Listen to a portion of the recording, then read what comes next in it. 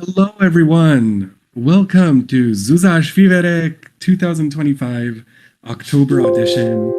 I am Meisha Blues. I'm here to commentate this tourney. Hope everyone can hear me. This is sort of a mic test, so it's an introduction and a mic test. Let's make sure everything is working well. So I'm just waiting for feedback at the moment to see that everything's well, and from there we're going to continue on.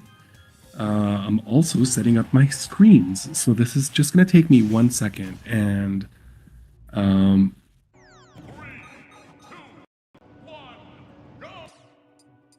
okay, yeah, sure. So I'm just waiting for feedback. We'll see what's up. See you soon later.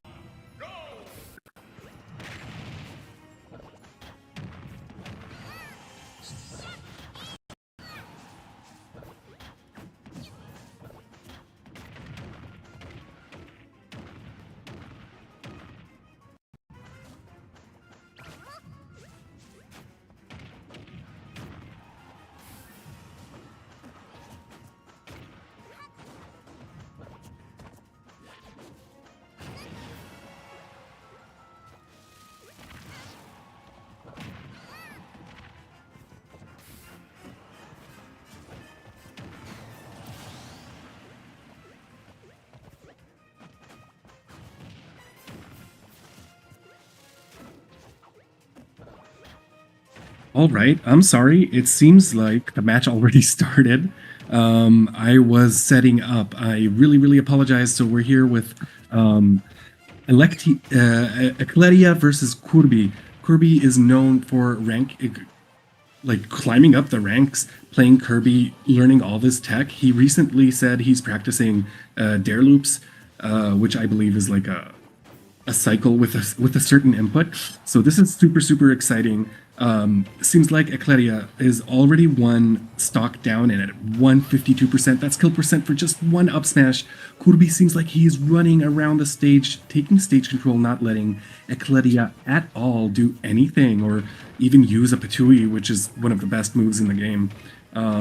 There we go with the up tilts into up air, into another up air, into another up air. Ooh, what a frame trap by Kirby there with a forward air afterwards.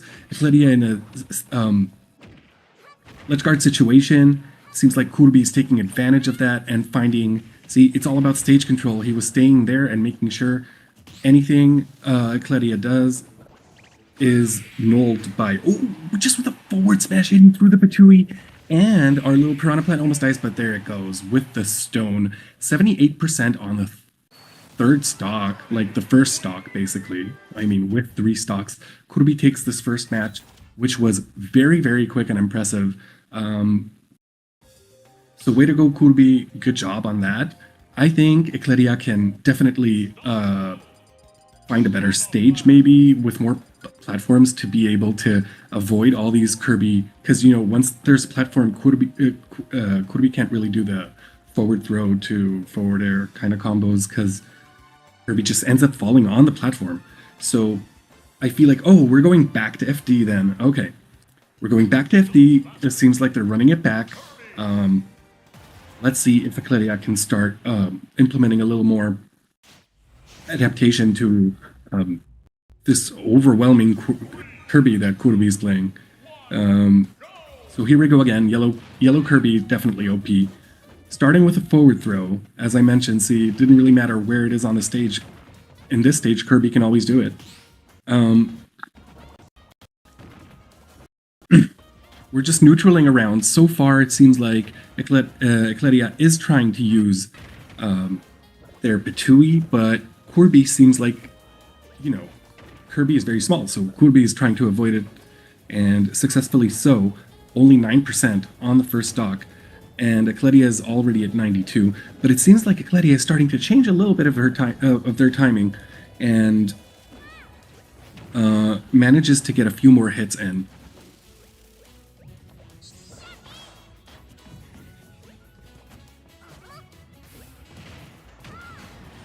Oh, with the forward air drag to the forward smash, that was really cool. Now Kurbi is trying to just, there we go, get a fair chain into up tilt, into up air. How many up airs are we getting this time? Maybe another one. We only got 4 this time again. Only 4. Oh, beautiful movement there from Kurbi, making sure he's not in the Petui distance, just walking around the safe zones there while Eclaria couldn't do really anything.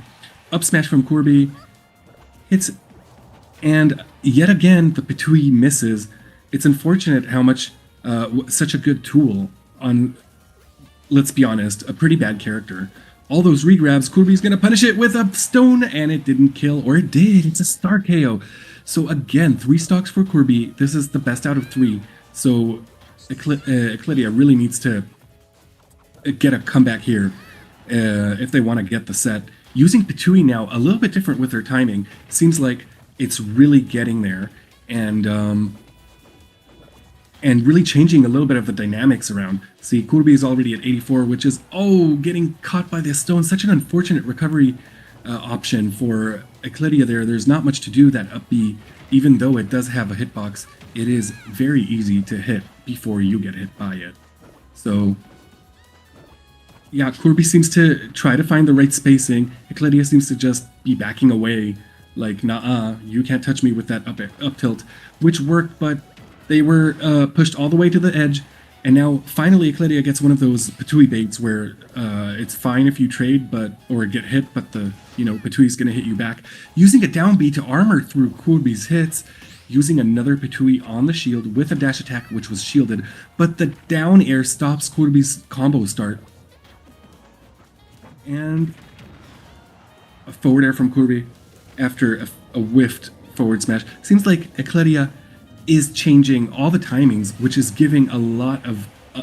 it's really going a long way here. Just changing the timing a little bit, making sure you punish Kurbi for his moves and not the opposite. And that's what I'm talking about. Once you press that neutral B, you're committed to neutral B, and then Kurbi saw that and dash attack. Well done. What a good set. Kurbi versus Eclaria, and Kurbi took it with 2-3 stocks. So that was a swoosh. Well done to both players, and it was really fun commentating this match. I extremely apologize I didn't notice that the match started while I was setting up, but here I am. I'm ready to go. As you can hear, I'm energized and absolutely ready for the next set. I hear that for this tournament, we might have future co-commentators. I don't want to guarantee anything. Don't take me by my word. It is definitely going to be me for the most of this session. I'm going to commentate sets. In between sets, I might be around just to say hello or talk about the game, but mostly I'm here to commentate the sets. So this was our first one. And I believe the next one is either Hurim versus Miso Ramen, or no, actually, I'm not sure. There are 4 different options here. So yeah, that was absolutely wonderful. What a wonderful set. Kurbi should be proud, climbing up the ranks very rapidly among all these tournaments. Seems like they're doing better and better every time. and the understanding of neutral and the game itself. Nice combo strings as well. I really enjoyed the up tilts to up airs and ending with a frame trap of a forward air. It was really cool. So that was me for now, and I'll see you all soon. What did you guys think of this set? Write that in the comments below.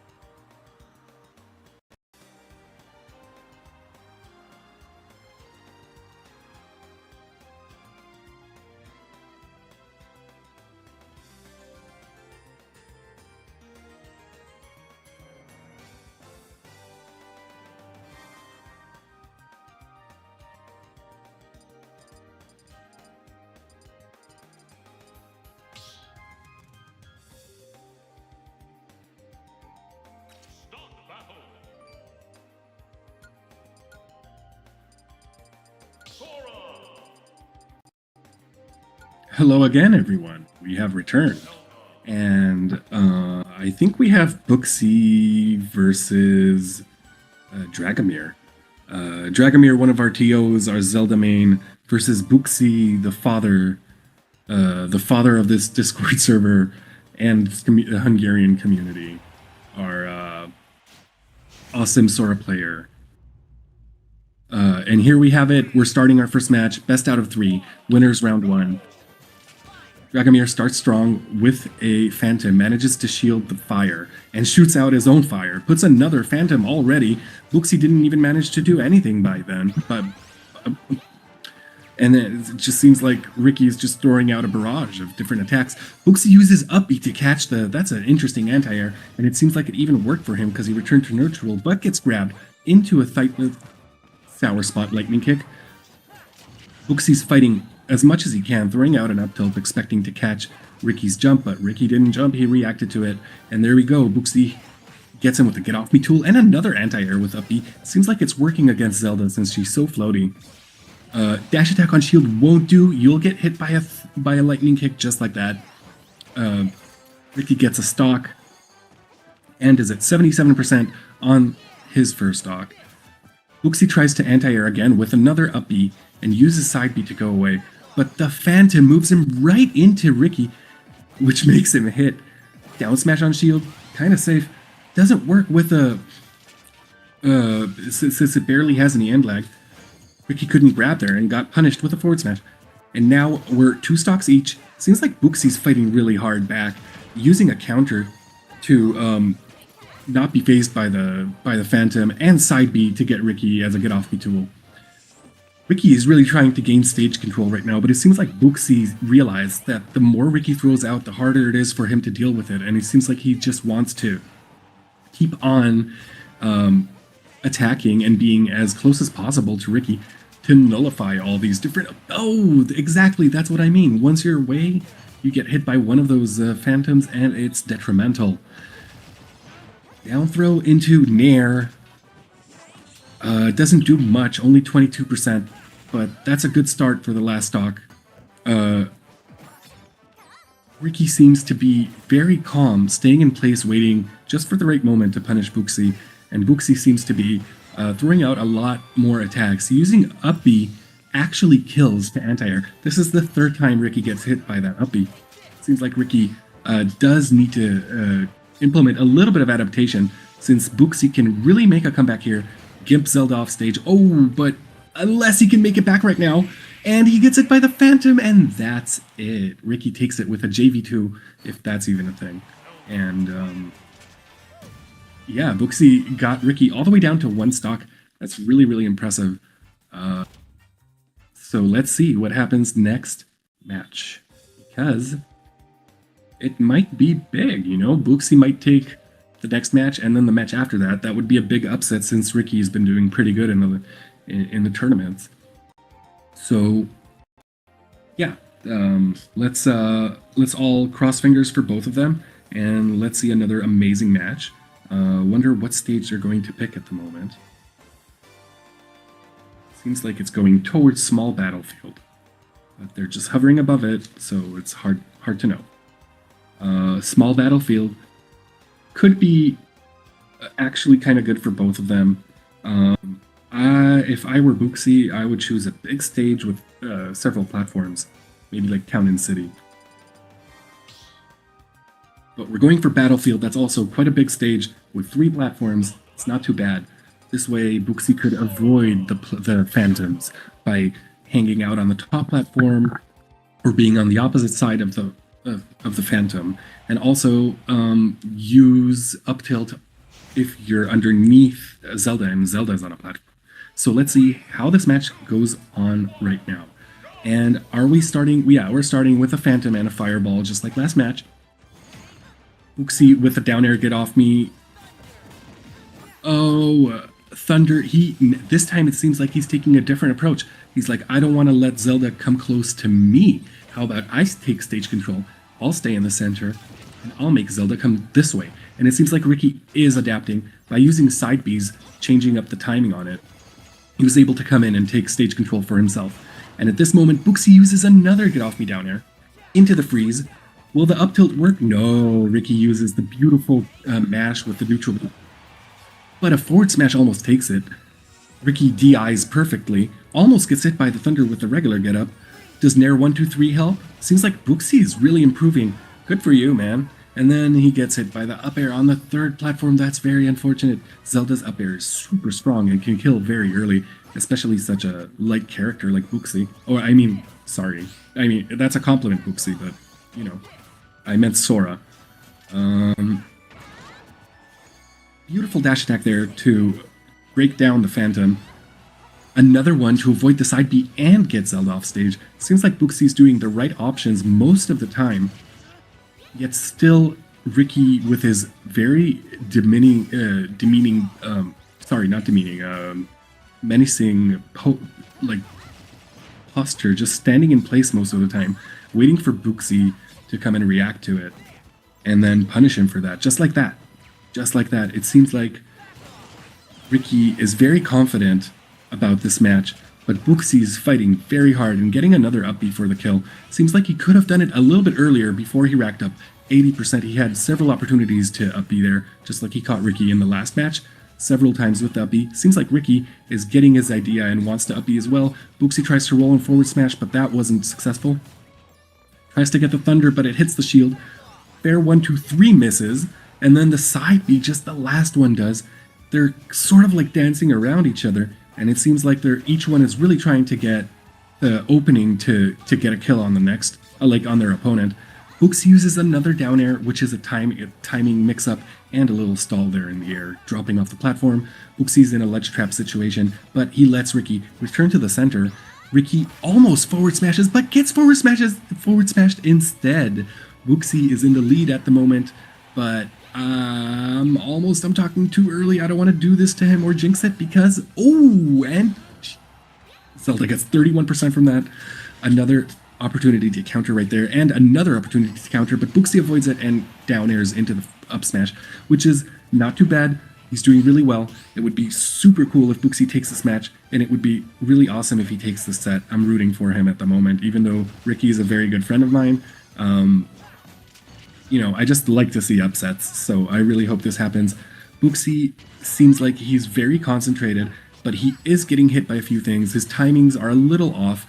Ricky took the idea of using up B in neutral from Buxi to show him that basically who has a better up B, Zelda or Sora. He's out of a double jump. He doesn't have much to do, and he got hit by another explosion. And there Ricky takes the set. Dragomir wins 2-0, but Buxi got him down to one stock on each battle. That was really fun to watch, full of content, and I was hoping for an upset, but I think this was close enough, so aren't we all extremely satisfied? That was a beautiful set. It was really cool, and yeah, good job, Dragomir. Good job, Buxi. You did really, really well. I'm sure you can kick ass also and come back from losers. And that's it, guys. What did you think about this match? What do you think of Zelda? And what do you think of Sora? Two characters that are very controversial. So yeah, you can write that down in the comments, or write it in the Discord server if you want to join. We have a chat conversation there about the tourney, chat channel.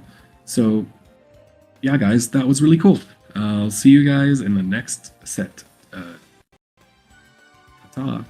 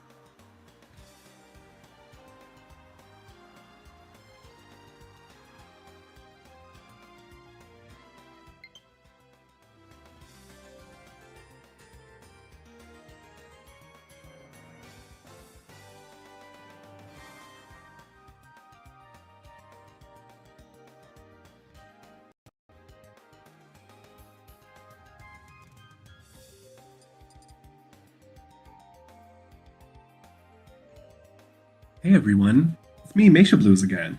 I'm here to commentate the third match we're watching on stream.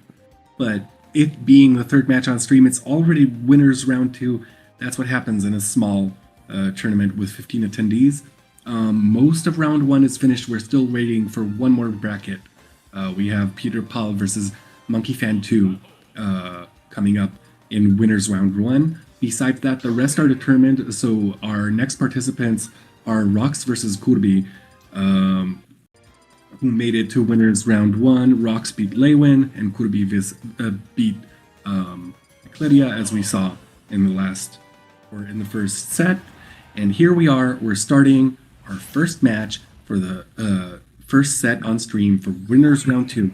We have Rox, who has several wins under his belt, versus Kurbi, as I mentioned before, an upcoming player. He might do really, really well.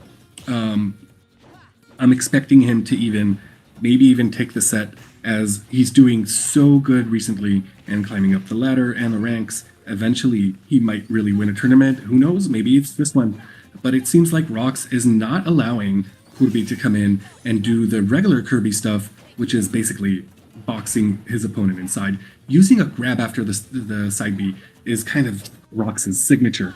It's very hard to know, and it's very hard to react to. And once he knows you're trying to react to it, he mixes it up beautifully according to a reaction on your part. So it's very, very hard to catch Rox basically in between his moves using that big Keyblade, especially as a small Kirby with those stubby legs.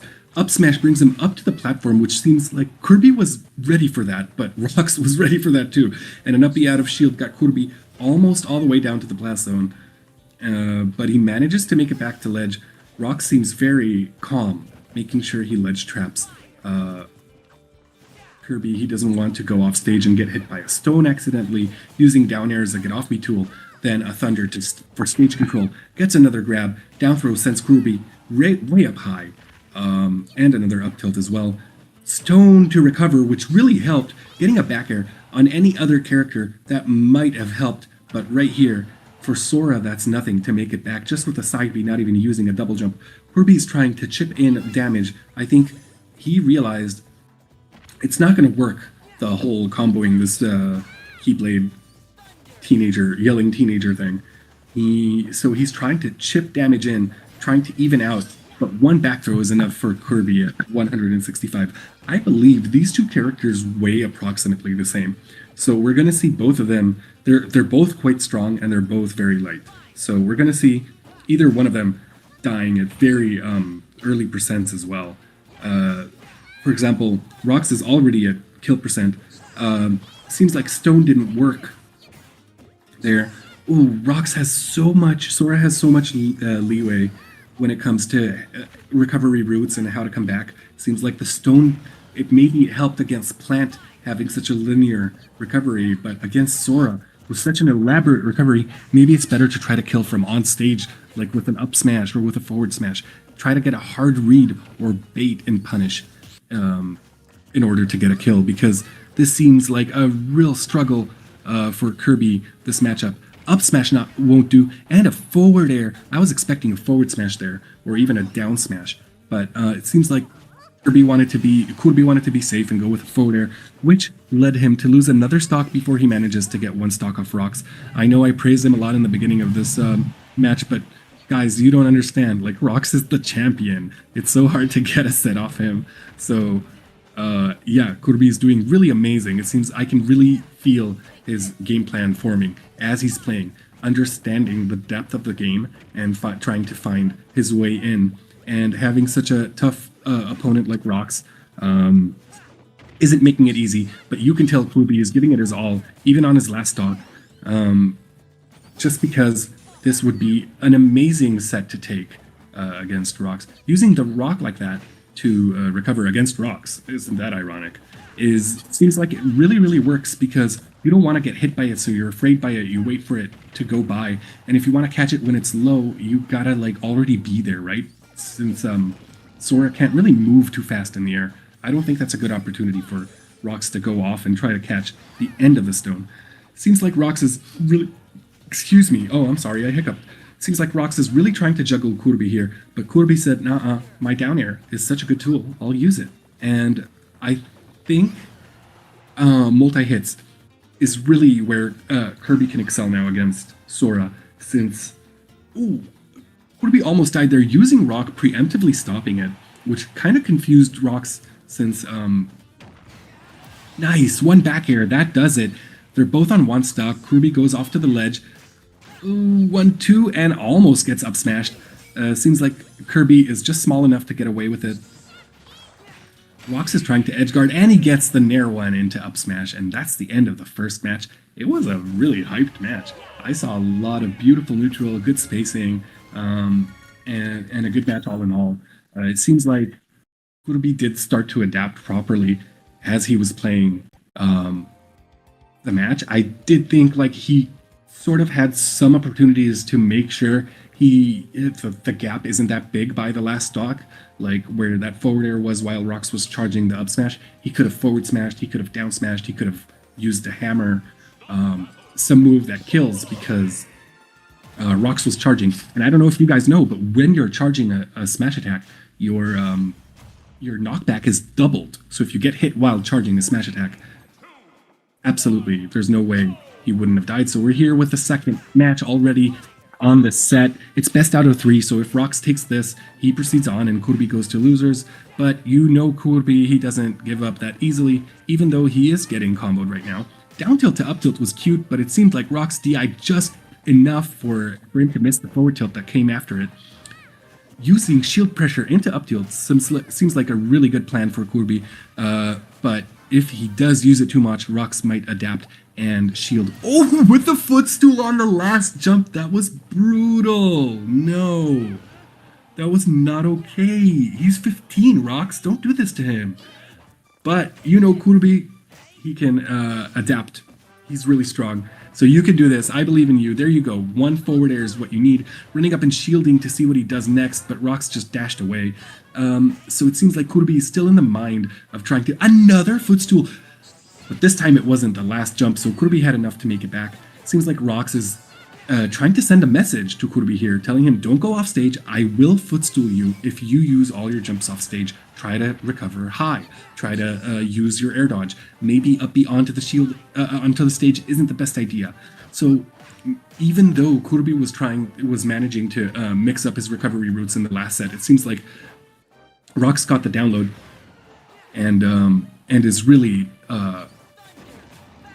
see, just like that, he knows exactly when to hit Kirby after he does a strong move. Ooh, and the back air just gets him like that. Such a good back air. Another back air that is pretty good. Seems like Kirby's going off stage. Tries to use the stone. He has only 2 more jumps. The uppy makes him back, gets him back. I didn't think he would make it back. And a phantom footstool this time. Seems like Kirby made sure he does an animation before he gets footstooled again. He doesn't want that to happen again. But yes, it feels like he's playing with fire every time he goes off stage against Rox. Maybe it's a message to focus on ledge trapping instead of edge guarding. And Kirby, oh, Rox saved him because I don't think he would have made it. And he gets the up B spike. Rox gets the down tilt into read. Kirby gets it, almost gets it with the double stone, but that didn't work. Avoids the thunder.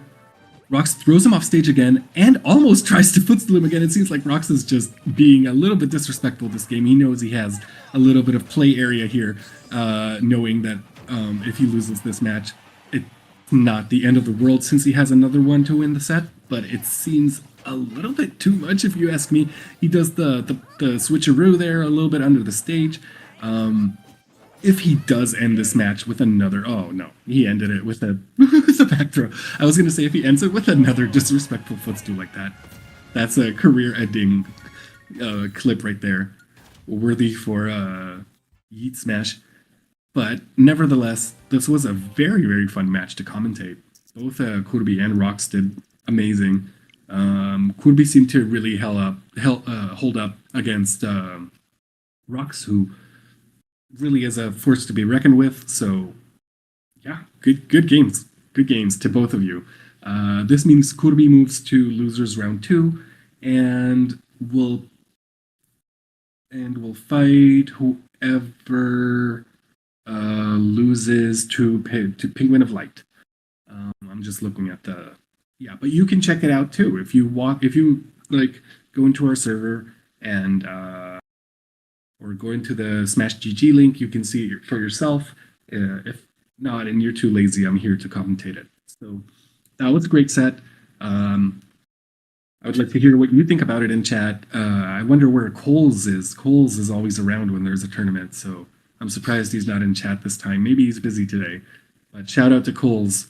You're like a true awesome bro, being like part of this community. Yeah, that's it for now, and I'll see you guys in the next set.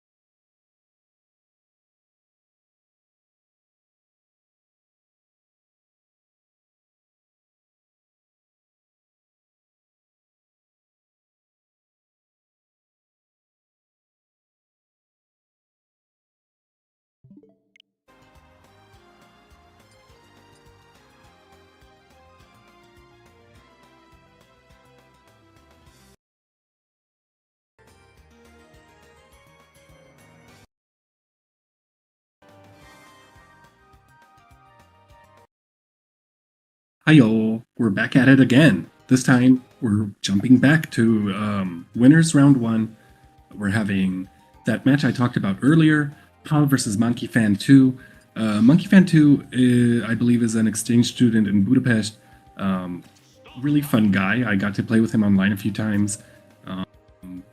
This is his second tournament, I believe, in Hungary, and he is sort of like a new player, as I understood correctly. He hasn't been to too many tournaments in the past, so this is really cool that he's getting to build his quote-unquote Smash career. in Hungary against shit faces like us, because compared to Europe, we suck. But yet again, we can still do really cool stuff sometimes too.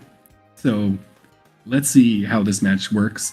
We have Monkey Fan as Corin versus Pal, our buddy, our local Yoshi. Let's just say that since we had so many other Yoshis from France, this is our local Yoshi, Pal the Peter. They're gonna fight each other, and I assume right now they're trying to like choose which stage, banning each other's stages, just to see which one they go with. Again, this is winners round one. It's best out of 3, and the winner of this set will get to play against Penguin of Light in winners round 2. And in losers, whoever loses this one gets to go against Kurbi in losers round 2. So yeah, we're gonna wait for the match to start. And I'm really excited to see this match. It should be really good.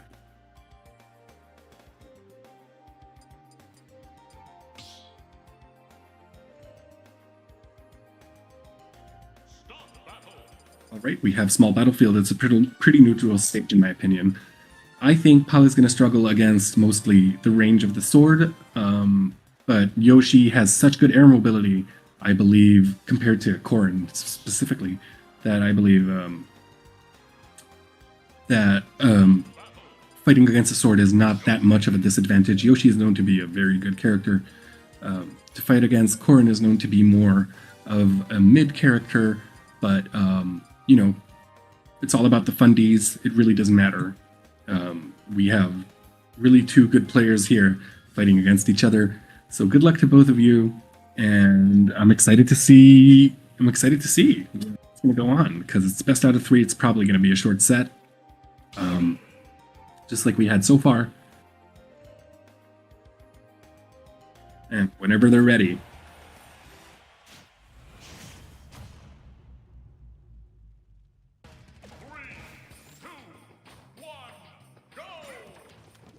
Okay, starting with an up tilt on the platform, maybe just to flex. Monkey Fan 2, from what I got to see as him as a player, he is very good airborne, avoiding your grounded moves, which is kind of tough if he full hops away. I think the best option is to sort of anti-air him, especially since Corin doesn't have very good rising aerials, except for Nair, I'd say. Doesn't really have 2 good rising aerials.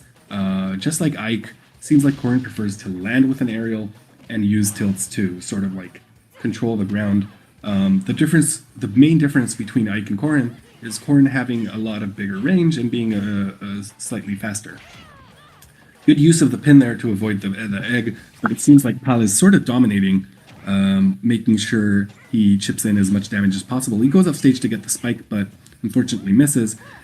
He's already around 30%, just needs 0.1 to be at 30. But our friend MF2 is at 100% already. Tries to get a neutral B, but Pal is quick to press the shield button there. Whoever played against Pal knows his shield comes up really fast, especially Yoshi's shield being such a, unpokeable shield. A very, very good option. Especially having such good out of shield options as Yoshi. Shield is a really good option. Tries to catch him with a fast fall up air. Unfortunately, MF2 does grab him, but he gets knocked off. Uses an up B on the stage. Pal misses the punish right there. MF2 uses a pin. He gets the water thing. And a back air to get that Yoshi fuck out of there. But it seems like MF2 taunted. I remember them playing online before, and as I wasn't around, but as I heard, Petty taunted a lot. So it seems like this is Monkey Fan's 2-way. Ooh, and a teabag. Okay, we have a really nice friendly match here between two people that this is very important for them. Let me tell you something. In my first tournament, I taunted as Luigi against a Donkey Kong. Well, I did expect to to like spike them with the down taunt, but they were so aggravated. In our community, it's very friendly. We, you know, between friends, it's funny to like taunt or teabag. So I hope no one's is like offended by this. Getting a Nair in out of shield is really, really good for Yoshi like that. Ooh, and the down smash to read the roll. Seems like I noticed that he has been working on mostly on ledge trapping. So it seems like he's doing a pretty good job there. Unfortunately, for him, MF2 found a way in, and getting hit with that counter is detrimental. That was really strong. A little more percent or a little more rage, and that might have been a stock, especially on a small stage like small battlefield. Gets the jab 1-2 check, but Pal rolls away from the forward smash. I think he expected a roll in and getting hit by the... Ooh, another counter to catch his hit. Seems like MF2 gets the download on Pal and knows exactly when Pal is trying to attack him. But, yeah. Pal gave it right back to him. This is an even battle. Last stock, each, both at 0. They seem to be neutraling, trying to aerial their way in, but each one is shielding the other's aerials. Now they're trying to attack each other on the ground, one with an egg and the other with a dash attack, sometimes with projectiles, sometimes with an up smash. And it seems like some of them are hitting, most of them are not. MF2 gets a nice chain there on Pal on the platform, and gets Pal to. I'm looking now at percents already. It's at 82%, and MF2 is only at 34. Seems like Pal is trying to sort of camp with eggs, trying to chip in damage with eggs. That back air into the jab block, but unfortunately, I think it was one hit too much, and the jab block was broken. Getting a beautiful nair there for MF2 as a get off me tool. Gets Yoshi all the way off the ledge. Yoshi with those beautiful up airs, those are really, really scary. Canceling the forward smash with an egg. Trying to shield bait over there with with Yoshi's shield dance. But Pal is not giving up. He really wants this game, even though he lost both of the first stocks before MF2. This is a sort of like an even match because they're both at kill percent at the moment. They're both really trying to look for the kill. A back air could do, but MF2 DI'd that perfectly, trying to counter another hit. But seems like Pal is only off with eggs. I don't think he took in consideration that down air, and he missed and lost, unfortunately. What a way to end it, but man, with only 2 minutes left on the clock, that was a very long match. I expected a quick cut and go, but MF2 and Pal did amazing. Pal took the match, but both were at kill percent. It could have been Annie's match, so I wonder what's going to happen in the rest of this set. Seems like both have a pretty good understanding of how the other one plays. Seems like both have the same mentality of not being too scared of doing something unsafe because they're so sure about what their opponent is going to do.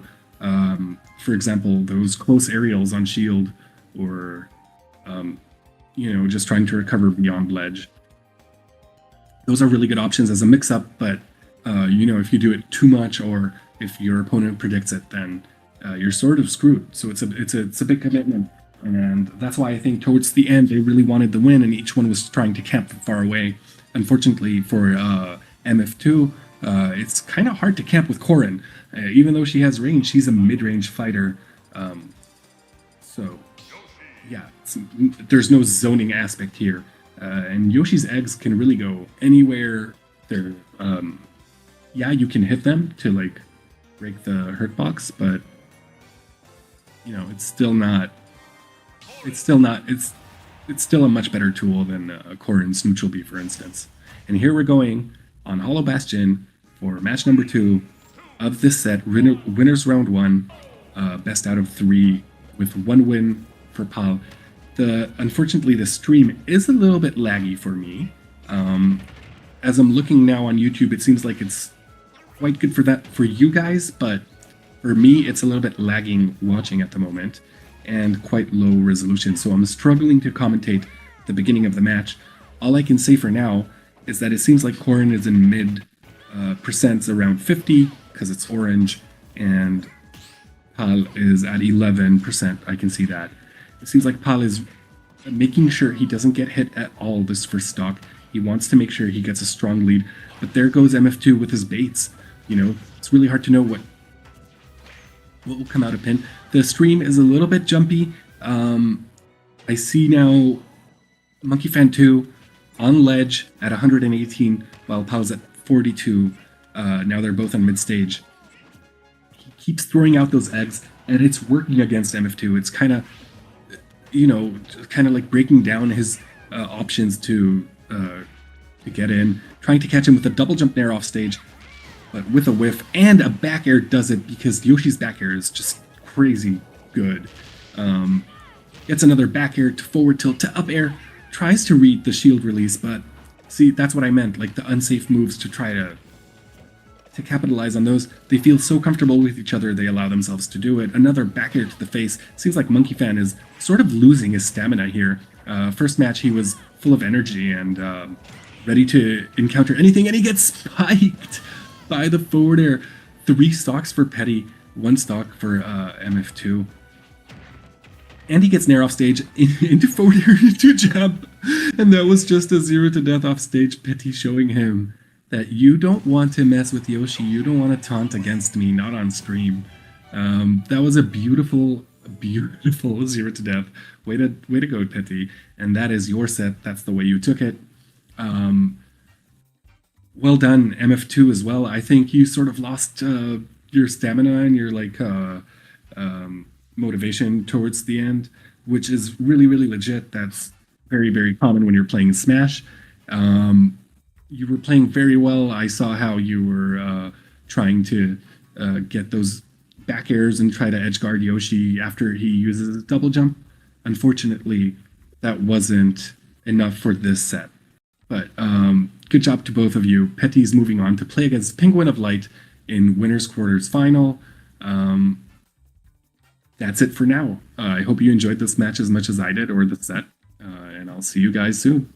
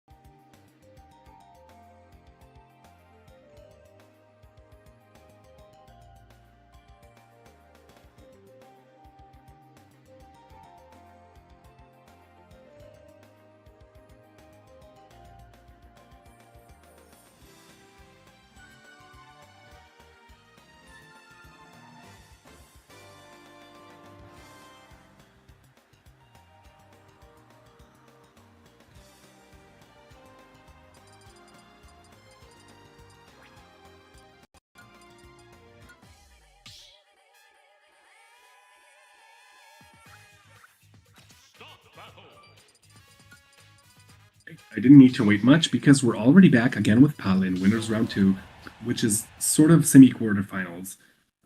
Against one of our other champions, Penguin of Light, are another Zelda main, just like Dragonair. It's not going to be easy because Pal, this is confusing because we have Pal versus Pol. Pol is short for Penguin of Light. Here he goes already with his combos. He knows exactly how Zelda works. He uses hurtbox shifts exactly in the right moment.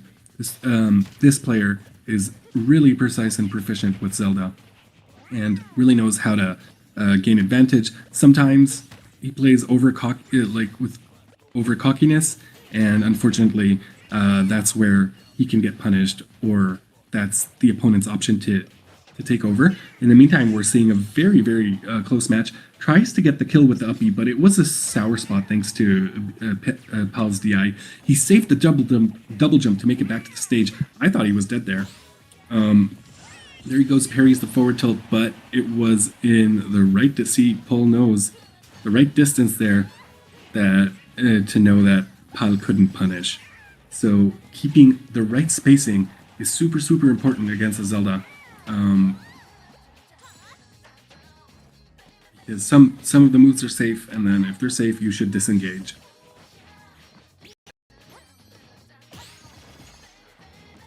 There we go. Zelda is trying to dominate as much as possible. If you haven't, I don't know if this is true, I didn't notice, but it seems like Pull is not trying to use any projectiles at all. Pull didn't put one Phantom or use one side B so far. The only special move I saw him using was the neutral B, just like that. And that does it with a drag down back air. That was kind of schmexy. I really appreciated that. I don't think that's exactly what Pal went for, but that still works because no chance to recover from that, no chance to tech. So it just worked very, very well after a double jump. And now it seems like Pal is trying to rack up percent as much as possible. He's being very aggressive at the moment, trying to space his forward air. But Pull gets his own forward air and a side B. So I was wrong. It seems like Pull is just not using projectiles, but just very short on projectiles, trying to show that Zelda is actually a character you can box around with. No need of projectiles and zoning. The jab check into double jab there was kind of disrespectful. Another jab check to catch the tech, but seems like Pull tech to the side. Pull is waiting on the ledge to see when's the best option to come back, although it's really hard to make it back to ledge for Yoshi when Yoshi's... Oh, I think neutral B is the right move to do that. Pull gets another back throw, tries to get a back air, a down throw into back air, sorry. Another drag down back air is what determines Pal's stock here. Seems like back air is working really, really good for you in this match. So maybe that's not something you should...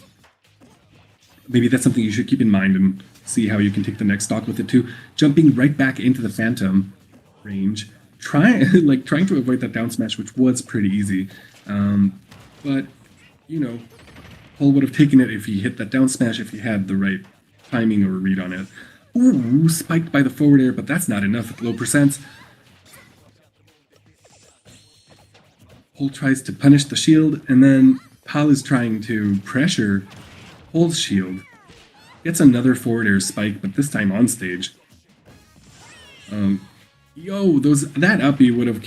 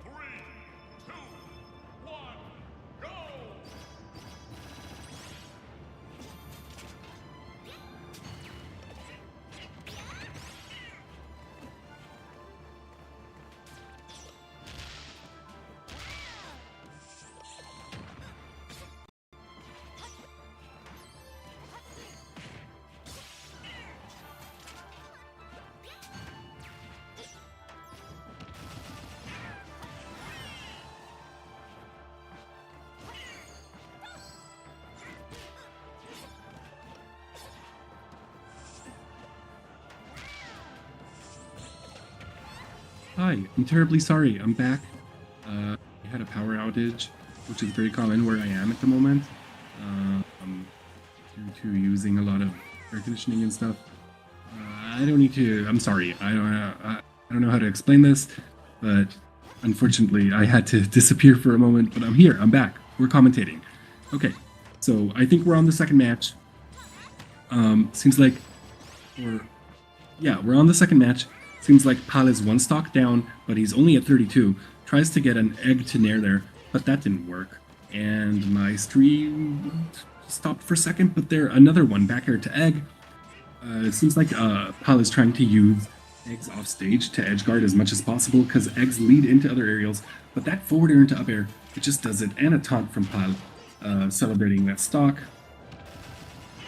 But getting grabbed immediately and not teching, falling off and not teching again, which is very common if you sort of get jab locked right on the edge of the platform. He gets forward smashed off stage, almost gets hit by the down B, air dodges, but unfortunately gets spiked, and that's what happens when you don't have a double jump as Yoshi off stage. You really suffer.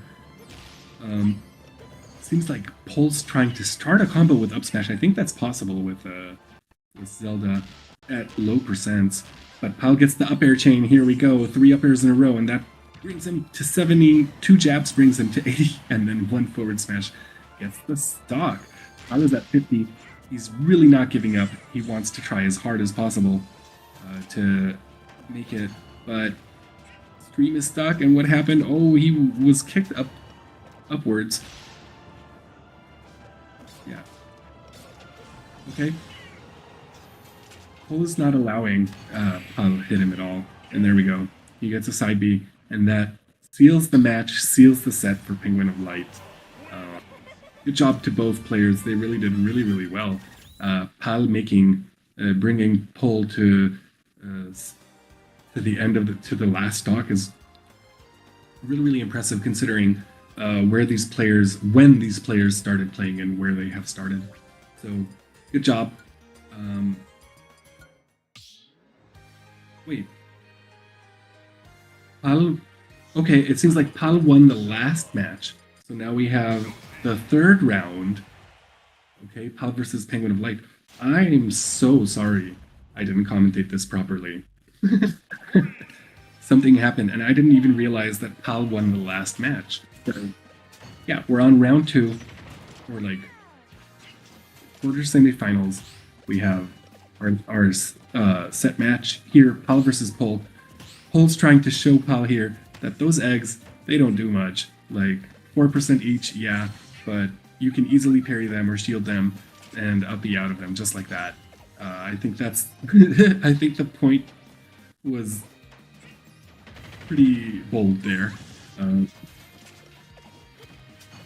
Pul trying to play with lots of confidence to try maybe to intimidate Pal into making a stupid option so he can punish, because it seems like Pul is not approaching whatsoever. He still gets hit by those jabs after down air, but that's not enough for Pal to actually make something out of it. It's just another hit here and there, and you know, every percent matters, but at the end of the day, that's what matters, just like what Pul did right now. Down throw to back air, it's a confirm. So what you need is to fish for a grab, or bait for a grab, or like condition a grab. Condition a shield so you can grab. So that's the point of this game. And here we have Pal again, not giving up, trying to ledge trap, but Pul uses the crazy hitboxes on up B to get out of it. And now uses side Bs, which is what got him the last match. Side Bs off stage against Yoshi, super good. They can be, compared to Phantom, they can be angled and moved around. Depends how long you press the button. So there we go, sealing one stock with an up throw, which is a very unexpected way to finish a stock. I expected a back throw, but that's good enough. He almost gets the down air to forward air, but it seems like Pul just DI'd away just enough to avoid it. Using the eggs here again, it doesn't seem to be too effective against Pul. He's timing it, so maybe it's not the best option since you're already in end lag after throwing an egg, and then Pul can just get it in and punish. Pal again tries to ledge trap with an egg, trying to use the eggs as much as possible. But I think Pol decided, or like showed that in the beginning of the match, that eggs don't really scare him too much. Come back at Easter. Oh, gets hit by the Phantom. That takes another stock.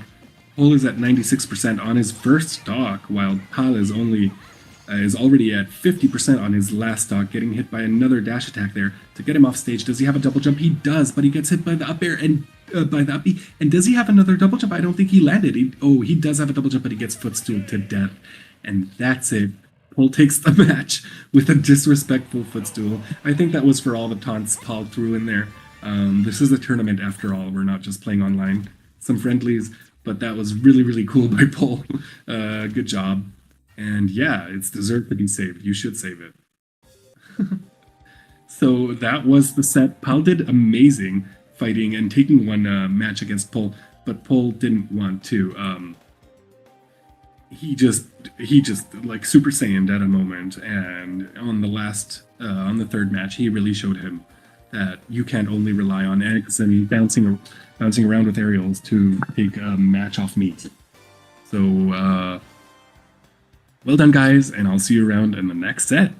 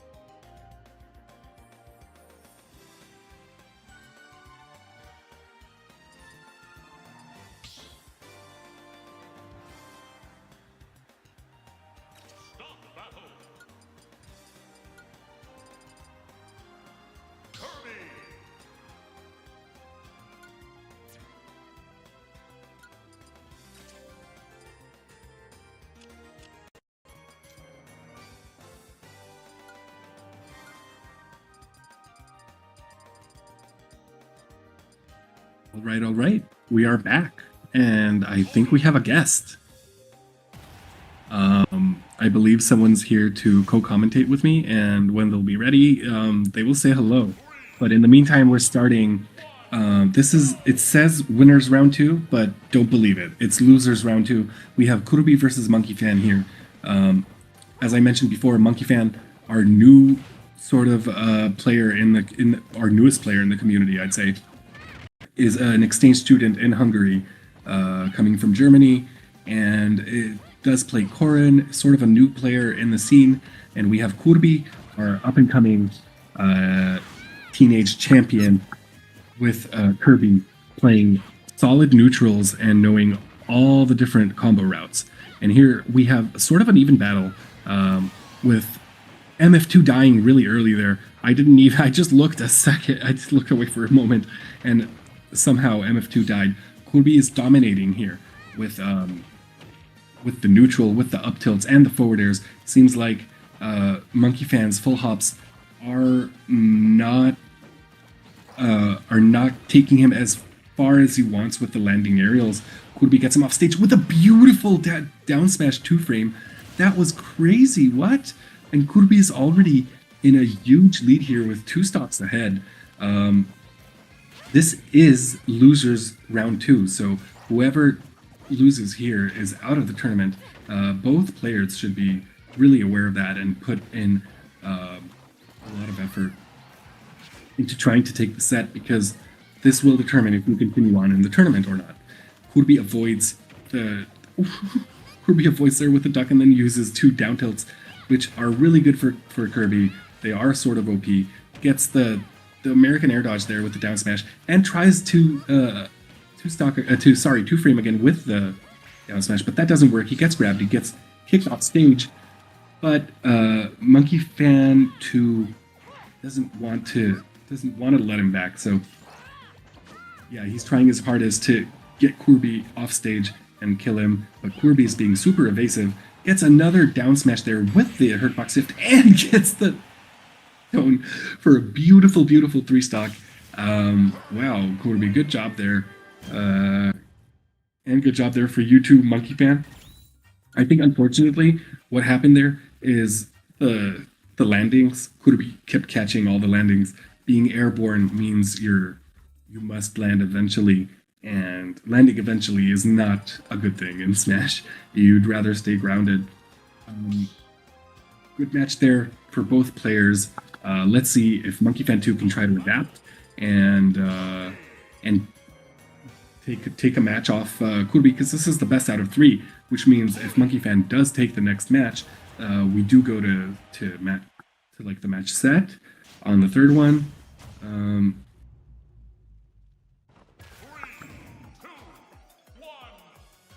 And we're starting match 2 here. Kurbi ducks from from the projectile. It seems like Korin doesn't really have too many options besides down tilted forward smash and down tilt to really catch Kurbi if he crouches just like that. See, crouches to avoid most of the projectiles, most of neutral. I believe they can even crouch like a pin if they're spaced properly, like a pin slide, once they choose to go. Seems like Monkey Fan 2 is struggling to get in some hits here, while Kurbi is chipping in damage and got him already to 85%, but a Nair gets him to almost 50%. Kurbi gets a forward smash there to get him off the stage, but he catches the pin with the down air and gets a spike, recovers back to stage, and Kurbi is in such a lead.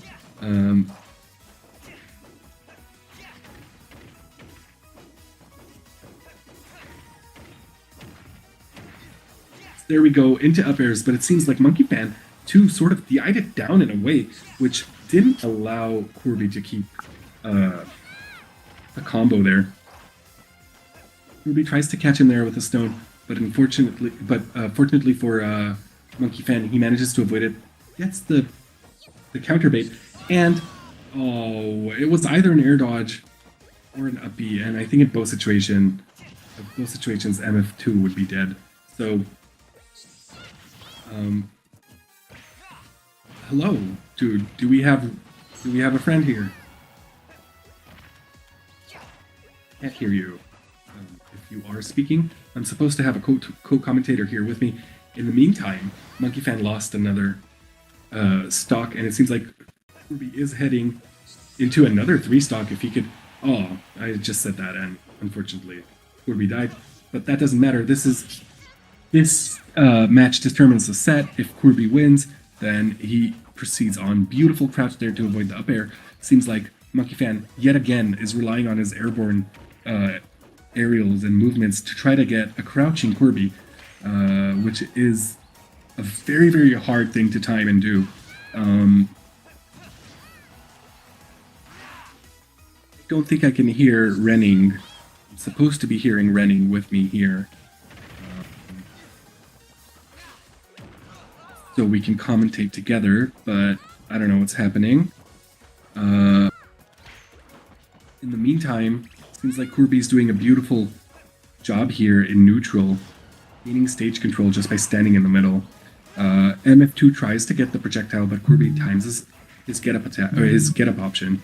He keeps crouching and using down tilt as he realizes that MF2 mostly jumps around with a full hop and it can be caught while he lands. Just like there, he tried to catch him with a grab, but it didn't work and he got punished for it.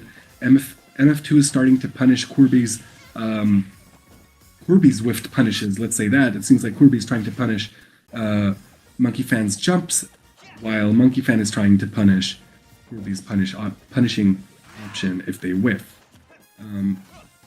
Which gives a lead to Corby by default, but is also a way to win if Corby keeps whiffing. But he didn't whiff that up smash, which makes him proceed on to the next round, which means, unfortunately, Monkey Fan 2 is out of the tournament for now. He made it all the way to losers round 2, so a round of applause for Monkey Fan, our awesome new friend from Germany. And well done to Kurbi for making it to losers round 3. That was this set. I don't know what's happening with my co-commentator at the moment, but we'll take care of that, and maybe the next match will be commentated by 2 people, which is me and another person, which is implied by saying co-commentator. So, yeah, I'll see you guys soon.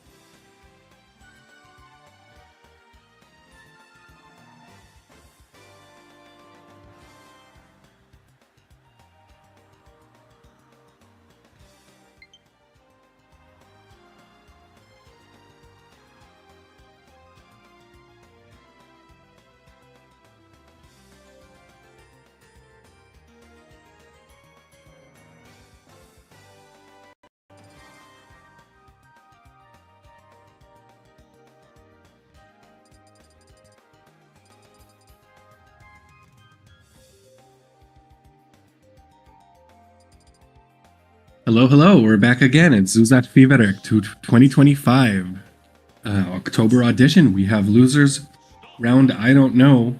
I think it's round 3. Or Hello. oh, and we have another co-commentator. Please. Hello. Itt a rádi videó. Super Peti szól hozzátok. Hello. I unfortunately cannot be there on the tourney myself, but I wanted to appear there in some form, and I figured this would be the best since I have university tasks to do and I'm at home. But it's good to see you again after so many months. 2 or 1 perhaps. Yeah, I think we commentated together back 2 months ago. Yeah. Ooh, I really missed it. So we have Super Peter back here with us. We're going to commentate Pal Peter versus Dragomir. Pronouns winner. Here we go. Round 1. See, these two guys, they're really good friends. They play online a lot, so I think they already have each other's habits down. Seems like Paul is starting strong here with a forward air to jab. But Ricky is not allowing that to happen too much and setting up phantoms in neutral. Paul makes it back with an up air. And keeps using jab to seem to take stage control. And that forward air almost kills, but Ricky DIs it perfectly inside, so he doesn't get spiked. This is why dinosaurs shouldn't be allowed back around our time. Oh, dinosaurs are definitely, it's a lot better that they're extinct. Using the shield there as bait for the Nair prolongs this edge guard, and there we go. Ricky gets dominated. Very nice. First stock. Yeah. Oh, Ricky catches the jump there with the up smash into the Phantom and into the side B, which is really nice. Another side B, and he takes his taunts back with the cute crouch there. Seems like Ricky is realizing that Yoshi, once he's up close and he gets one of those up airs, he's sort of screwed and he gets a lot of percent. So Ricky's trying to stay away and just find openings to get grabs and strings of his own. Kyle wants to adapt to it, but it seems like he's mostly trying his regular game plan of aerial and shield baiting. Last time he said that when I'm gonna appear and we are gonna be put together into one match, he's going to win me. Now, not just win against me, but all of the stocks taken away from me. And now that I see him now, I am supposed to believe it. Because I hardly did. Kyle is really putting effort into getting better. It seems like he is shifting up a little bit between camping and being more in offense, but that recovery there, once he doesn't grab ledge, Ricky can do a lot and punish him for it, so that's what happened right there. Ricky tries to read a jump with the up smash, but that didn't happen.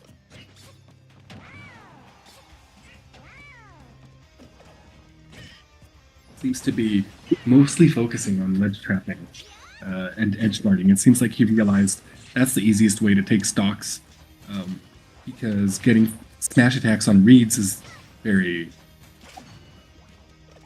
risky, you know? You have to have a read for that.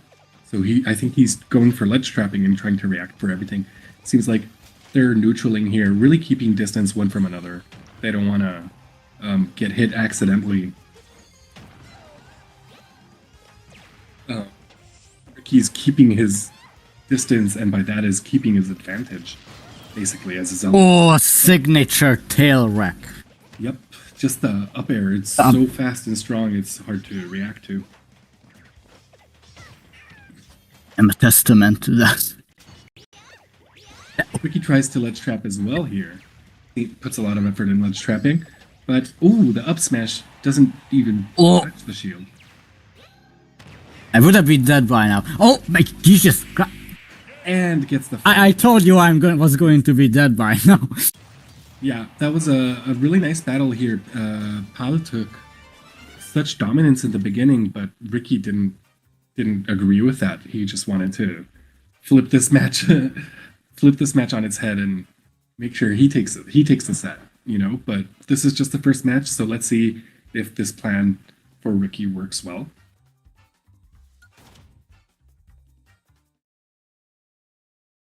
I always had this kind of between Peter and Dragomir, this kind of love and hate relationship, which I really adore in people. And okay, put that aside, boys. Okay, so I want you to go not I don't want you to go love hate relationship. Now just hate each other so that one of you can win. Okay, but They're both trying very, very hard. Don't forget that they're both in losers. This is round 3 of losers. So climbing back up is not easy, being so stressful in that situation. how did they end up there? Yeah, it seems like Húrin beat Dragomir in winners quarters final, and Paul beat Peter in winners quarters final. So they both made it to losers round 2, and from there they proceeded now to losers round 3, and we're on the second match here after Dragomir took one match. Proceeding on to the set, Yoshi using his double jump armor to get out of that into the down B. Tries to use his down air, which is amazing, into the jab. Tries to jab lock, but seems like Zelda is too floaty to be jab locked at that percent. Magic doesn't work, Zelda. Do something else. Yeah. No. I mean, it's very hard to contest with the eggs when they're thrown out like that. See, he has to space his moves perfectly around the eggs to make sure that he doesn't get hit by them, because they can completely like counter an opponent. Ooh, gets an up air. Mamma mia! Will he taunt? Will he teed? Nope. Seems like he's trying to play respectful this time around. Since last time, it might have gotten Ricky a bit angry, and that's why. Is there such a gameplay as respectful play? I mean, yeah, no. We don't see that much around today, since we saw deaths with much like never. So here we are. Ricky sets up another Phantoms, throws out a down B. That doesn't really work. Paula's back into center stage and neutraling with the eggs. Uses a down air to catch another landing there. Up airs on the platform. It seems like that's Paula's signature. He keeps going for the up airs on the platforms. He just waits for someone to throw a move there so he can jump and up air there, but it doesn't do too much, it seems, because it didn't give him too much of the advantage. Hala's at 100% here, 103 on 3 stocks. Zelda is already, Ricky's already at 76%. Trying to come back to the middle of the stage, gets Hala off with one of his projectiles and is in center stage now. Tries to get the kill with the forward air, but that doesn't do. But there we go with the back air. Lightning kick. It doesn't even need to be, your opponent doesn't even need to be at that high percent for it to kill. It's so strong. There with the down throw, tries to catch with the back air. He tried to time it to see maybe Hala would air dodge, but he managed to escape anyway, even without the air dodge. Hala keeps catching these last hits of down airs on shield, which is really good. Does he have a double jump? It doesn't seem like it since he air dodged, and Ricky could have punished there, but Hala made it back to the platform. So many eggs. This is not Easter. We're close to Halloween. Shouldn't be so many eggs lost around here. Getting a lightning kick on Pal. And trying to ledge trap him with 2 different projectiles, but Pal was so patient, and he gets hit by the up smash because the Phantom moved him in. And that's it. That's one more stock. Ricky is at 150 already. All Pal needs is 1 hit. But let's see if Ricky manages to gain some percent on Pal instead, since he has a lot of rage. No, that back air, it will just kill.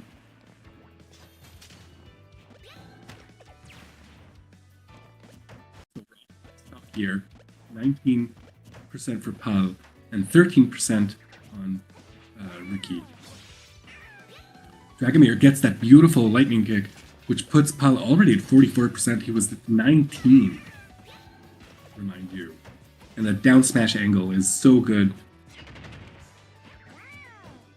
Pal is trying to rack up percent at the moment, but Ricky is playing very, very patiently and very attentive. Seems like he's trying to counter anything Pal is throwing out at him and trying to keep distance, throwing out projectiles at the right timing. Dash attack catches Pal, accidentally puts the Phantom to the wrong direction, seems like. I think if it was to the right direction, it might have gotten stuck there.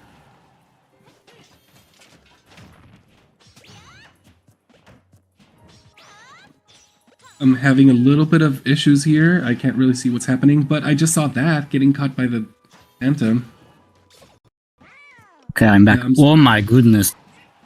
And Pal is back, hits him with the egg, almost gets another up air. If the egg hit to the other side, out of shield near, gets Ricky back to the ledge. Ooh, and a little down smash. Catches Yoshi. Pal makes it back, but My God! Yet again, he gets hit by the Phantom, trying to recover above ledge. Unfortunate for Pal, but that was a very close match. I believe this is a best out of 3, so I think Dragomir just proceeds on. Since it's losers round 3, I'm not sure. Because next round is losers quarters final. So yeah, I think only semifinals and up would be best out of 5. So I'm pretty sure that's it, and Ricky takes the set. That was a very, very close match. What do you think about it? I can barely speak right now because of some unnecessary noise, but whoa! That is all I can think about as of now. I didn't expect. I would have expected Pal overthrowing Dragomir at the end, but just for the change of pace, or the change of, or in general placements. Not once he had dethroned him. Well, heck, how he got to the place where he is now is also. It's very impressive to see the growth of certain players who are quite new in our community, and how well in a few months or like in a year they have become just attending the tourneys and playing online. Unfortunately for Pal, that's where his run ends right now. Dragomir will proceed on to play against the winner of Y. Who's in bracket Y? Oh, sorry, yeah, Dragomir is the winner of bracket Y, who's M. Yeah, so either Griffey or Rocks, depending on who wins over there. Because in the winners semifinals, we have Pol versus Hurim and Griffey versus Rocks. So I don't know if there is a wacky bracket. There is also a wacky bracket. I believe now it should be starting to be set up, so there will be an intermission, and we will be back for wacky brackets. I'm pretty sure that's the schedule, but it's hard to know from far away. So we're going to take a break, and everyone stay tuned for whatever's coming up next. Hopefully it's wacky brackets. So thank you so much, Pete. Like he said. Here. Yeah, and I'll see you. Yeah, I just said my allowance for commentating would only come for just one match. And so this was that one match, so I will probably leave now. I'm not gonna, I'm gonna stick to my word. But whenever I'm needed again, and perhaps you're not there and nobody is going to take the helm, I will be there for everyone if I... That's great. You're always welcome to come commentate with me whenever. Hopefully you'll find more time today to commentate with me. And that's it. Yeah, you should talk to the TOs about it. Maybe they can... Alrighty. Yeah. See you later then. See you later. We'll see you around, all you viewers around soon. Bye-bye.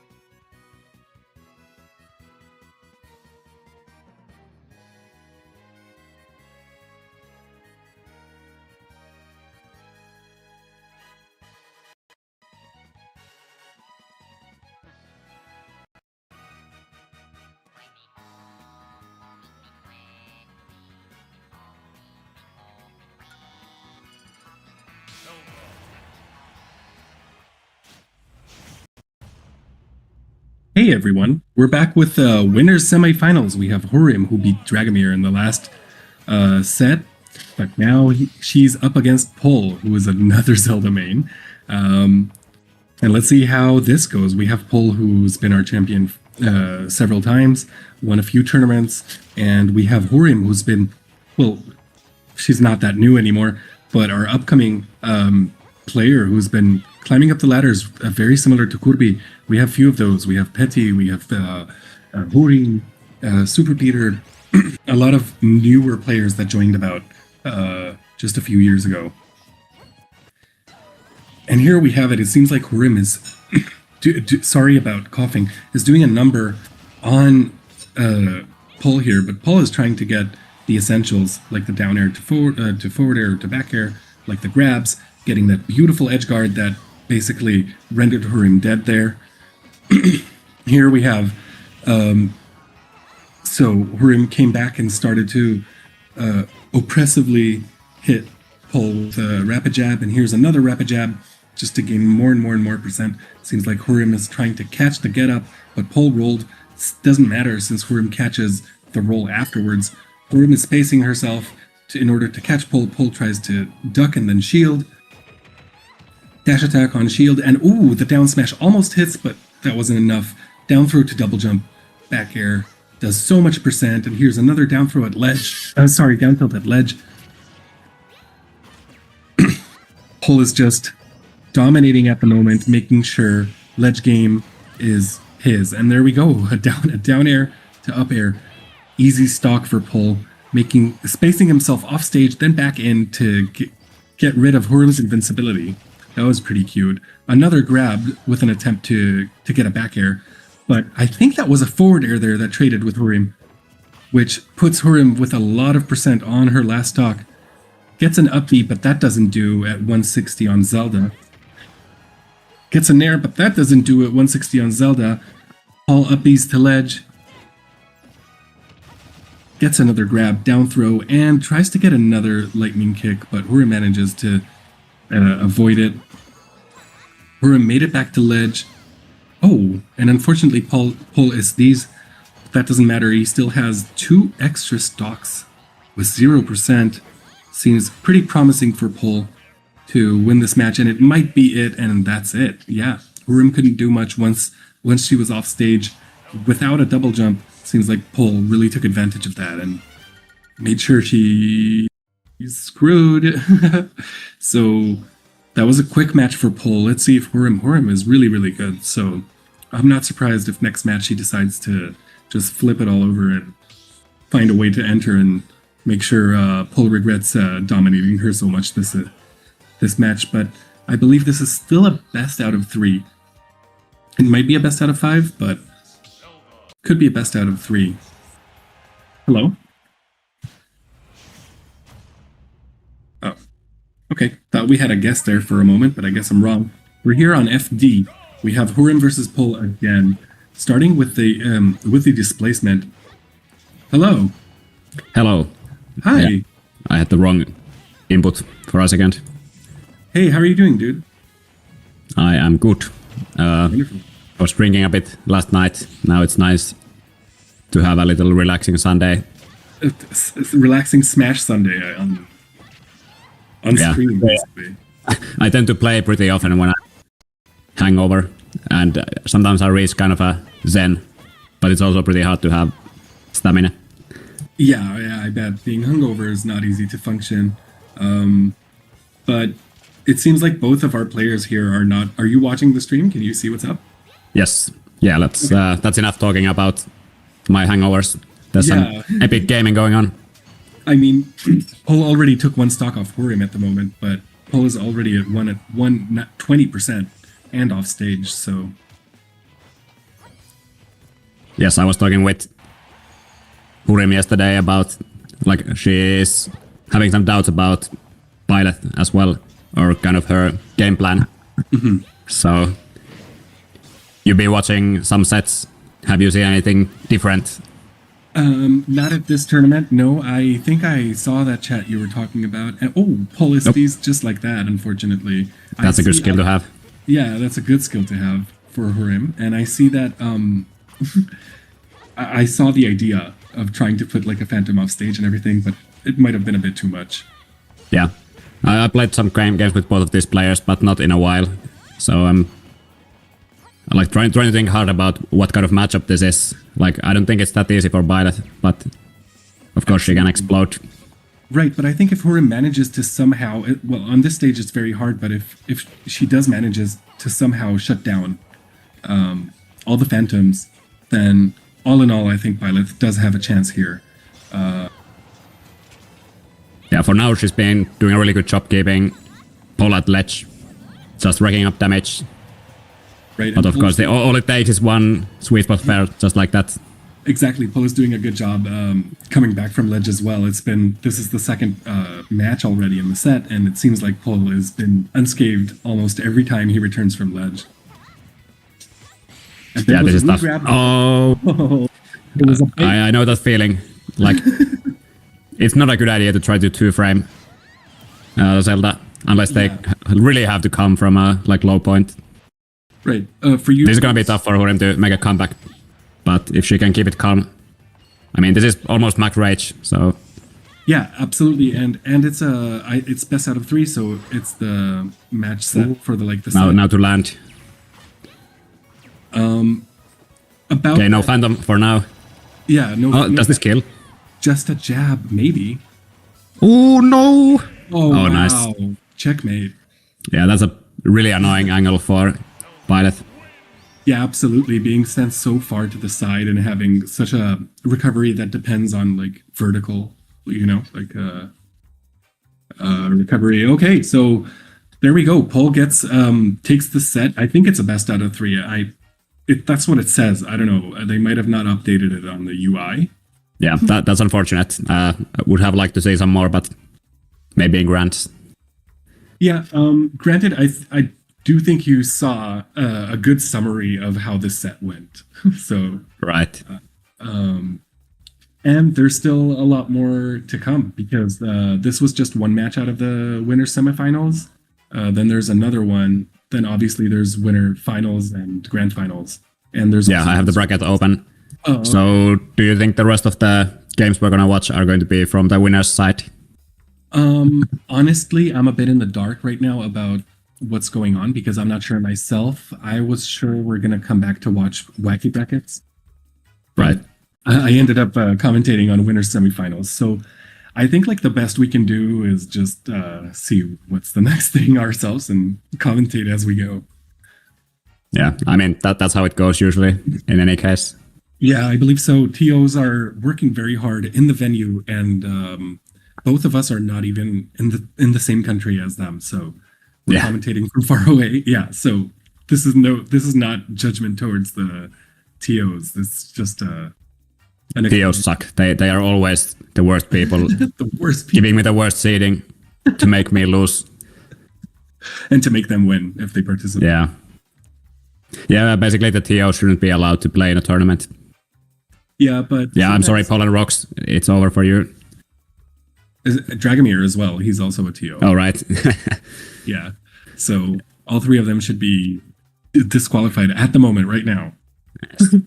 Obviously, we're kidding around, but actually I have been in one... there's a LAN event in my city that happens every year, and we've been hosting a Smash tournament for, I think, 3 years now. And there is actually money involved, like a €200 prize pot or something like that. So the company behind the LAN event, they are pretty strict. They don't want any shady business happening, so they don't really like it when like people who are TOing are also playing in the tournament. Yeah, I guess that's fair. Yeah, I understand. I understand it, but it's also pretty unfair because it's almost always the case, especially in like small scenes like mine, and especially in Hungary. Like there's a lot of overlap that I can see. It's always the people who are like most into the game who are also people that are like willing to volunteer to like use their own free time to host this kind of events. Absolutely, and with that being said, we can also just take a moment to thank Ricky and Paul and Rox for taking care of all this. Every time I make sure to thank them, but it's understated. They do Smash camps, they make the community thrive. Honestly, when I lived in Hungary, it was nothing close to this. This is like a lot bigger than what I could imagine. And right. So when was that? Like when you were in Hungary? Yeah, last time I'd say maybe 3 years ago, but I just visited. I left about 4 years ago. And yeah, back then we only had a tournament like once every few months. And when I say few months, I mean like 6, sometimes even 10. So we could have like a tournament a year, because that's what I mean. There was barely any community. Yeah, but doesn't some of that time also coincide with COVID? Yeah, some of it does, but in the beginning it was before the game came out, like in 2017, I think, or 16. Okay, December of 2018. 18? Okay, yeah. So yeah, there was still like 2 years where we had a few tournaments before. Yeah, I'd say COVID sort of stopped it. Oh, we're starting another match. I didn't even notice. Yeah. Yeah. What, we were supposed to commentate something? Wow. I guess we should. I just came to talk. I don't know. Okay, let's see. Can you tell me a bit about Griffy? It's a new name for me. Yeah, Griffy is a exchange student in Budapest, I think. I believe they're from France. I didn't get to meet them personally or play against them personally. We did play online a little bit. Wait, maybe not from France. I'm sorry. Oh my god. Ooh, that was a beautiful fair. Griffy is really good, coming with a lot of experience and knowledge. I'm sure this is not the first time Griffy plays a Sora in brackets. Yeah, so it seems. Okay, let's continue with that later. We have a match to look at. So that first stock was just absolute juggling. And then like big ball spikes. And oh my god. I suppose callouts. Like 30%, and you need taking 2 stocks. That's great. Seems like Griffy is really on point here, racking percent and finding the first opportunity to punish like a whiff or something. Yeah, like I can feel the panic from Rox. Like he's being stepped on for such a long time now, so he needs to like collect himself. And like in a best of 3 like this, it's very unfortunate, you know. In a best of 5, you can even kind of consider the first game like just downloading the opponent, like watching what they're doing and then trying to adapt. Right. There's a lot more leeway in a best of 5, and it seems. But if there's someone who can just turn up like that, it is Rox. From what I know. Yeah, that kind of skill comes with experience. And it's not like best of 3 is unheard of. Like there's Japanese tournaments that are completely best of 3, like from start to finish. Right. Some are even a best of 1 in the beginning. Christ, I don't want to think about that. Almost kill with the down B there. Okay, let's see. Is it going to be a 3 stock or not? It might be, because Sora is so light. Big strong hit here might do. There we go. Just one backer. Oh. Wow. A 3 stock from Griffy. It seemed so effortless. Yep. He made it look like a +3 matchup for Yoshi. And actually, yeah, I wouldn't know. Do you know anything about this matchup? Well, I've played a lot with Rox, like as a ROP, and it's like the complete opposite of that matchup, because I think Yoshi can just mash double jump out of those nair loops. So you're losing like a really consistent way to get damage and get kills.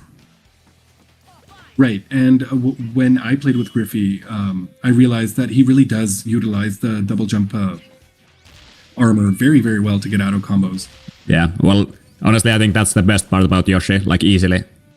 And it's Yeah, something for that if you play Yoshi, you want to make all of the use. It's like complete bullshit, like DLC privilege stuff. Yeah, a little bit. It's one of the things that that are good on Yoshi. Yeah, but Yoshi is so good, like in general. In general. He's one of the best, I think, solo main characters because like his matchup spread. And I don't think he really loses that much. Okay, but Rox is trying. I was actually talking about this with him, like doing this tech chase on plat. Because I saw another set, like making use of that. So I think it was side B1 where he was, like it sets up a really nice tech chase that then you can cover with like up smash or up air. Oh, clever, yeah. I can imagine that. It seems like Rox is really putting a lot of effort into making sure that this time it's not going as bad as last time. Although it is an even match, and it's anyone's stock at the moment. Yeah, I think Rox realized that he can't just mash on Yoshi. Like the biggest problem Yoshi has is the like pretty low range that he has. And his like jumps can be kind of predictable and committal. Right. So in that regard, I think Sora does have the good options to outrange and just be a pain in the ass, like doing nairs, stuff like that. Absolutely, and it seems like it's what a nice edge guard. double jump there. Like I feel like these are like completely shameless edge guards. Like Sora has some of the best like mix-ups in the game. Yeah, for sure. But of course, if you go for them and they work, just keep going. Yeah, he has so many recovery routes, yet still all Yoshi needs is just a double jump nair. It doesn't matter Yeah, what he does. that's a good rate. What Sora does. That was a beautiful forward tilt on the platform there. But of course, Rox is doing pretty good for himself this game. Yeah, he is. I can smell the panic whenever he goes off stage. It's funny. You can see he's playing a lot more reactive. He's what a nice parry. beautiful parry there, and that's it. Oh, I thought he would hit all three. Oh no.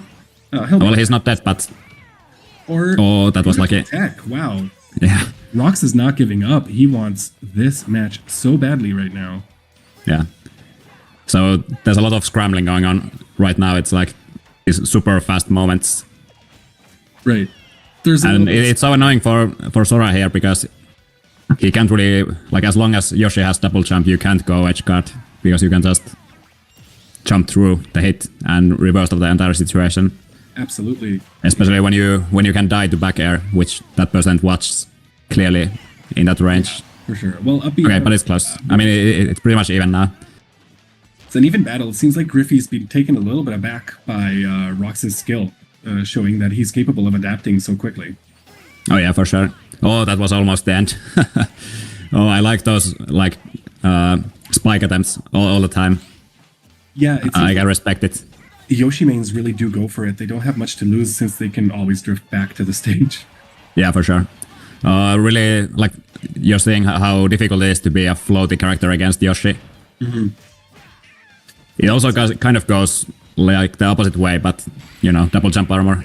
Wow. Yeah, that was fast. That was really quick, and it was such a shame because it seemed like Rox really dominated most of the match, and it just towards the end, it seems like Griffey switched it up and gave it to him. Yeah, I think he, like props to Griffey for just going full steam, not giving a chance for Rox to adapt. Absolutely. Props for him for taking the whole set too, and props to Rox for adapting so well from one match to another, being 3-stocked and then on the next match almost like being in last stock situation. Yeah, but I think based on the seeding, there's gonna be a pretty good chance that we're gonna see a rematch between these two. A feeling. I think there was something similar, not last tournament, but the tournament before that, where Rox has this tendency to be sent to losers and come back to grand finals. Oh yeah. Comeback factor. Yeah, he has the comeback factor. I think he works best when he's pushed into a corner and he has to do his best at the moment. Basically, I can kind of feel for him in a way that when you're TOing, you have to spend a lot of your time and energy on doing other stuff. So it's sometimes really annoying because you don't really have the energy. Right. And I mean, who knows what happens here? But it could also be that like he wasn't really in a the mental state to play his best game. Yeah, absolutely. Taking in consideration also that he has to be there for the setup and a little bit before, and making sure everyone shows up, and organizing everyone and sort of like micromanaging. That takes a lot of your stamina. That's something that maybe people don't always consider, but once you TO something, like even if you're just like a bracket manager or like inputting some scores into start GG, it starts getting pretty demanding mentally. Yeah, for sure. I get it, and that's something we have to take into account as well. So that was the end of semifinals winners, right? Yeah, I think this is winners finals now, and I guess we're gonna see if this is a best of 5 or best of 3. Maybe they have some time constraints. Yeah, that might be. I don't know if Wacky Bracket started already or not, if it's happening like parallel to us or not. Okay, we have Penguin of Light versus Griffey. Winners finals. Penguin of Light has been playing this whole tournament very confidently, getting some beautiful stocks and reads. I was watching some of it earlier when you were casting, I think with Peter last time. Yeah. He was doing really, really well. And it seems like he's doing pretty well against Yoshi now, but there goes Yoshi with the Yoshi stuff. Yeah, like actually going Battlefield is pretty interesting. I don't know, like, is it really worth it as Zelda? Up smash at 80 on the top platform does it. Yeah, I mean, that's Battlefield. Yeah, it's Battlefield and it's Yoshi's up smash, so... I suppose it can happen the other way around as well. Well, actually, maybe the answer is that what you just saw, that Paul was using his up B to land on the top platform. Like, that's kind of safe. Yeah, that is safe. I think he was trying... Oh! I think that was a misinput from Griffey there. But I think with Paul's up B onto the platform there, it was mostly trying to hit Griffey, but Griffey managed to... Oh! Wow. These stocks are so fast, like, so fast. Can't even understand what's going on. It's way too fast to commentate. Yeah, I feel like Griffey is really making everything that you can out of Yoshi's kit here. Right. And being like really cocky with the offense, which is excellent. Oh, it's excellent for Yoshi, yeah, specifically. But also in this tourney, when it seems like, I think this is his second tourney with the community, so I feel like most players here are still checking him out and seeing... Almost killed. Yeah, that uppie almost killed. Would have evened up this match nicely, but there we go on the top platform again. Oh, what a nice reversal. But Yoshi is so heavy, actually. Yeah, in a deceiving way, because he's just a small dinosaur. Yeah, I don't know, like, he doesn't feel like he needs it, but... See, I can't complain, I guess. Paul is trying to catch uppies out of shield when Griffey hits his shield, but it seems like Griffey is micro-spacing it just perfectly to not get hit by the first hit, and that's it. That's all you need. Forward tilt to up air.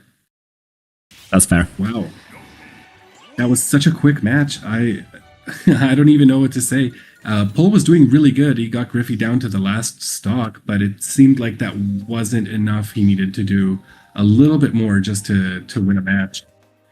Yeah, I think what we're kind of seeing here, both in this set and the last one, is like whenever Griffey is sent off stage, he always gets back. Like he kind of almost keeps the ledge trap, which is something that Yoshi can do thanks to the double jump and the up B. Like if you can't handle the X, you just get reversaled, and it's so annoying. Yeah. And against the character like Zelda, who is basically just doing ledge traps, like that's basically the character. Like when you really think about it. Right. Okay, now Smashville, pretty nice map for Zelda. You can just cover almost the entire map. With an up B, or with the down B or side B. Yeah, I really need to focus and see like what's Griffey doing that's working so well. It seems like he's just not allowing Zelda to set up. I'd say Zelda being not much of a boxing character, right? Once close enough. Oh, That was a close attempt from Pull there to take the first stock. And a down smash, it always sends in such an angle. Yeah, actually, Paul is playing pretty aggressively as well. Like, I think he feels that Griffey is kind of challenging him to play fast as well, and he's up to the challenge. But let's see if maybe Zelda is not really the character that can do that. Although now they are even. Yeah, I would say even with Zelda's limitations, Pull is very, very proficient with everything she has, all the hurtbox shifts and everything. So yeah, for sure. I believe that that if anyone can put up the pressure back, it's Pull. But you're right. When someone's playing so aggressive with you, especially like a Yoshi who can get away with it, the question is, do you amp the pressure to match it up, or do you slow it down to try to slow them down as well? Yeah, I think the easy way is to play aggressively as well. But I think in this case, like in terms of matchup, it's just going to be the advantage for Yoshi. Oh, whoa. That's a nice setup. That was a beautiful setup there. See, once almost. So lucky that didn't kill. Yeah, getting the sour spot, but the up smash, but then, evens out the match. Or Griffey's pressure on ledge is like really immaculate. He's not letting anybody go freely back to stage. No, absolutely. It seems like he wants to claim the stage for himself, and he's willing to do anything to prove that. And in any case, this is one of Zelda's weak points, that she really has trouble getting off ledge. As you can see, Paul is constantly just in the corner. Right. Kind of thinking like, what the hell am I gonna do here to get out? Yeah, and even the small, short bursts of time. Oh, wow.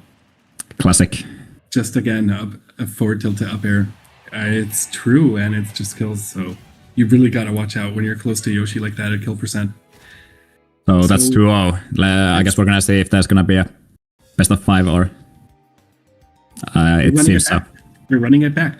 Okay, so this is Pull's chance to basically sort of tip the scales, and you know, we've seen MK Leo do certain things. I'm not saying they're the same, but we've seen people come back from these situations before. So it was close. So let's say this is a really explosive map for Zelda as well. So I want you to pay attention to how Griffey is getting back from stage. I think he's always just skipping ledge, just going with double jump, maybe using an up B. And if Paul is not going to be able to do anything about that, he's just always going to lose the ledge trap. Right. Oh, yeah, what a nice attempt. But Yoshi DLC. Yoshi's DLC. And then again, oh my god. The Phantom did it. Seems like Paul is understanding that his setups are really, really important here, and he must set up as soon as he can with the Phantom, because the Phantom really does help him with stage control and kills. Ooh. Yeah, especially with a low tier. You really have to make use of everything you have. And if you find something that works, maybe due to the enemy not knowing all your setups, then you have to use everything you can. Just look at this. Yeah, I saw. Freaking up air. Like that was just a few seconds and already over 90%. And that whole juggle started from an attack cancel pivot thing. Oh yeah. So that was pretty cute. Actually, I'm liking that. That's a really good confirm. It's disgusting. Seems like Griffey is really taking advantage of Yoshi's ability to send someone not necessarily always downwards, but it's like with his back air drag downs, or immediately sending them upwards after to finish it with an up air.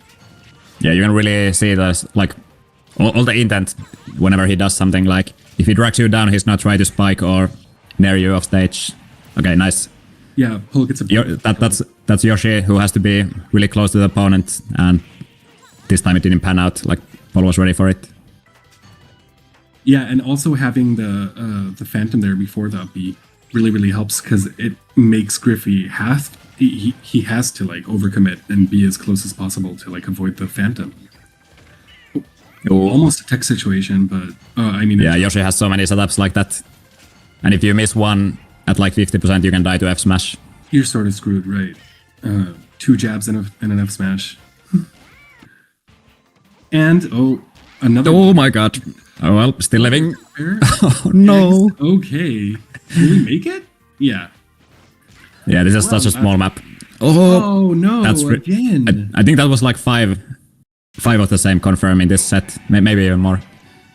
Yeah, more or less. I feel like this whole set is basically just fair to up air and forward tilt to up air, trying to like armor through spikes and.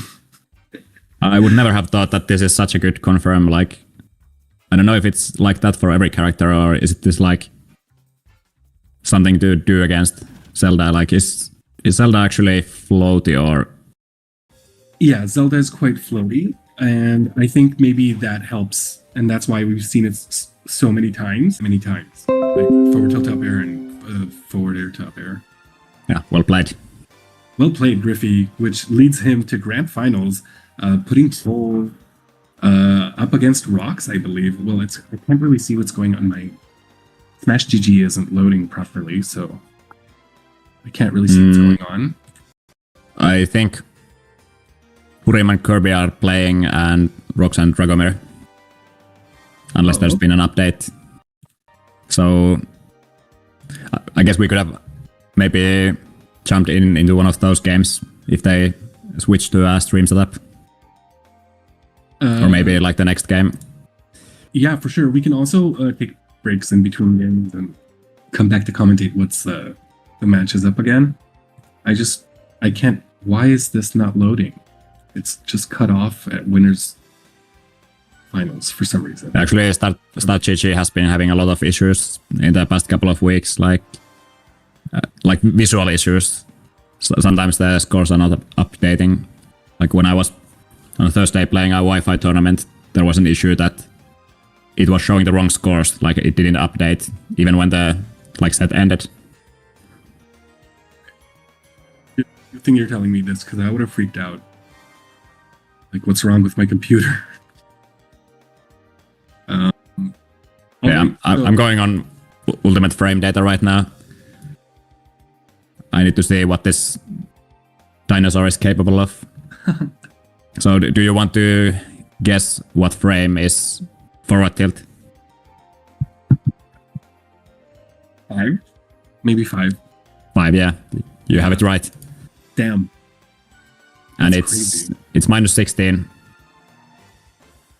on shield. So, but it has like a, well, actually now that I'm looking, it has like a deceptively small hitbox.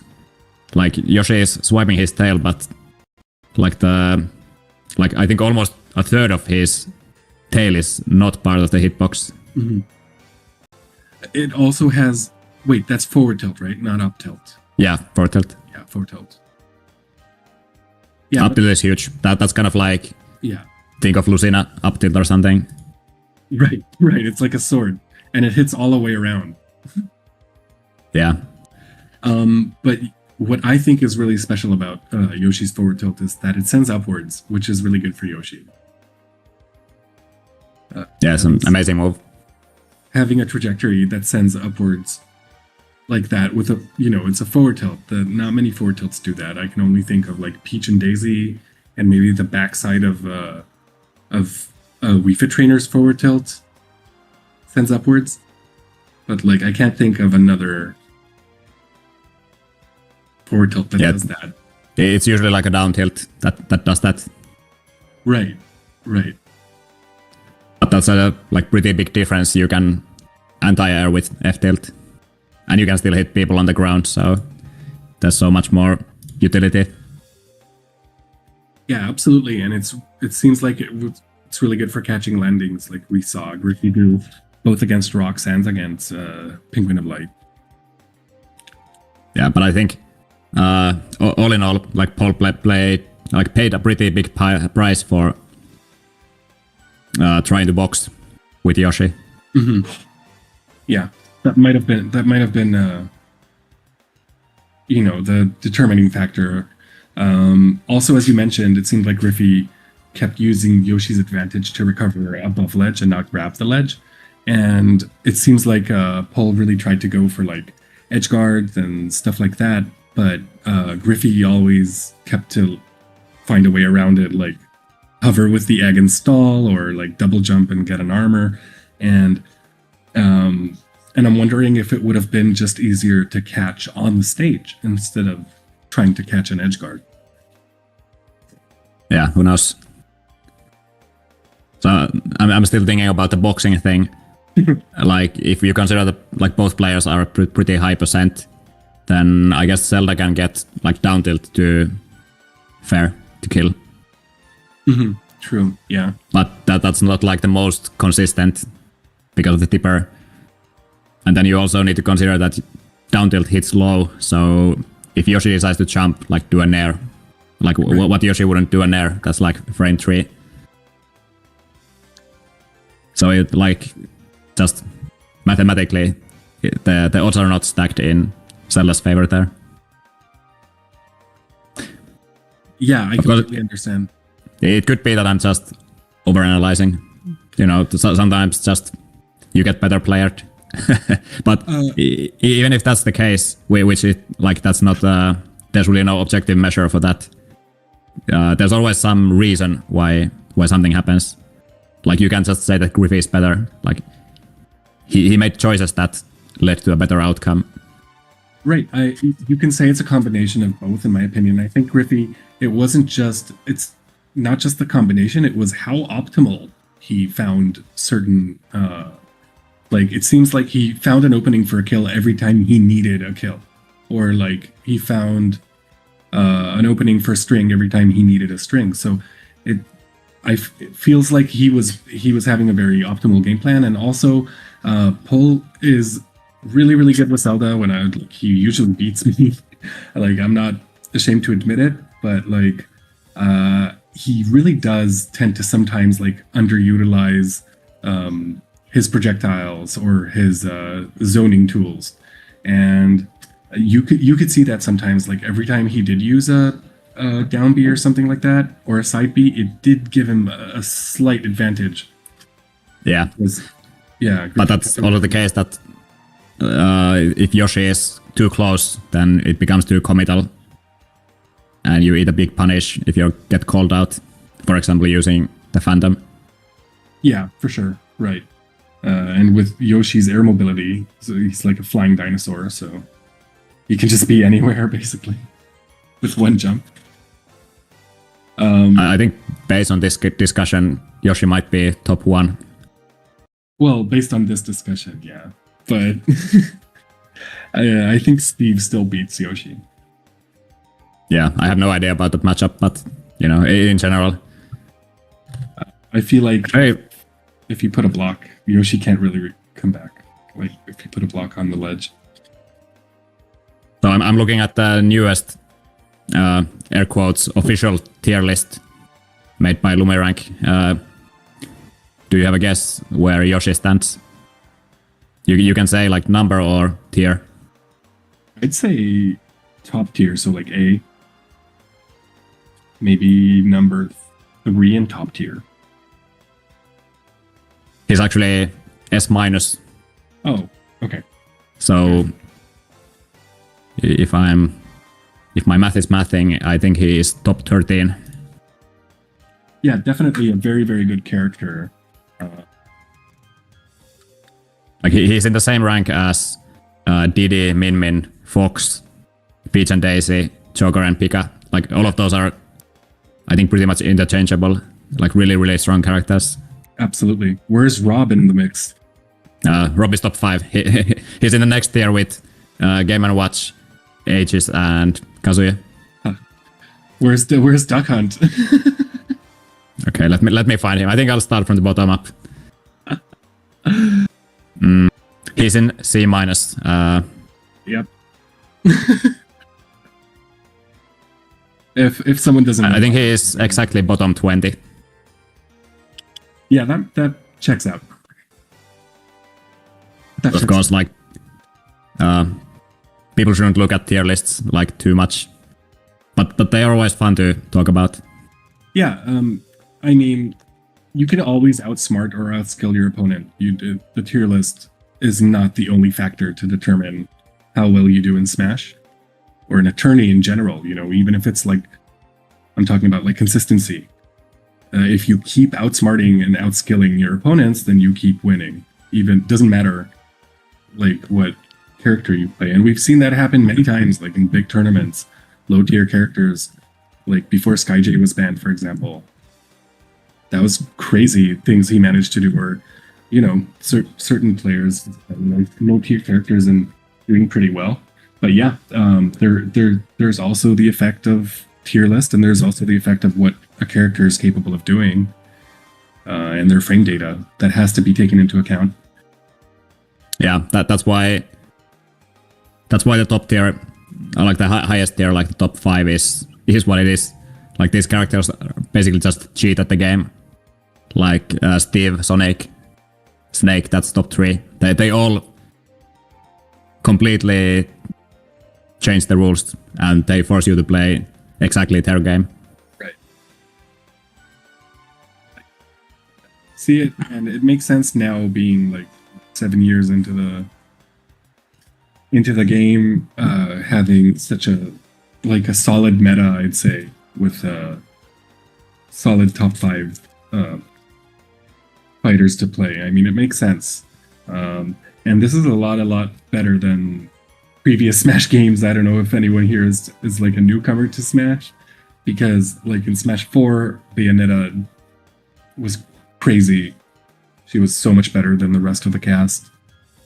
And then in Brawl, there was Meta Knight, who was extremely so much better than the rest of the cast.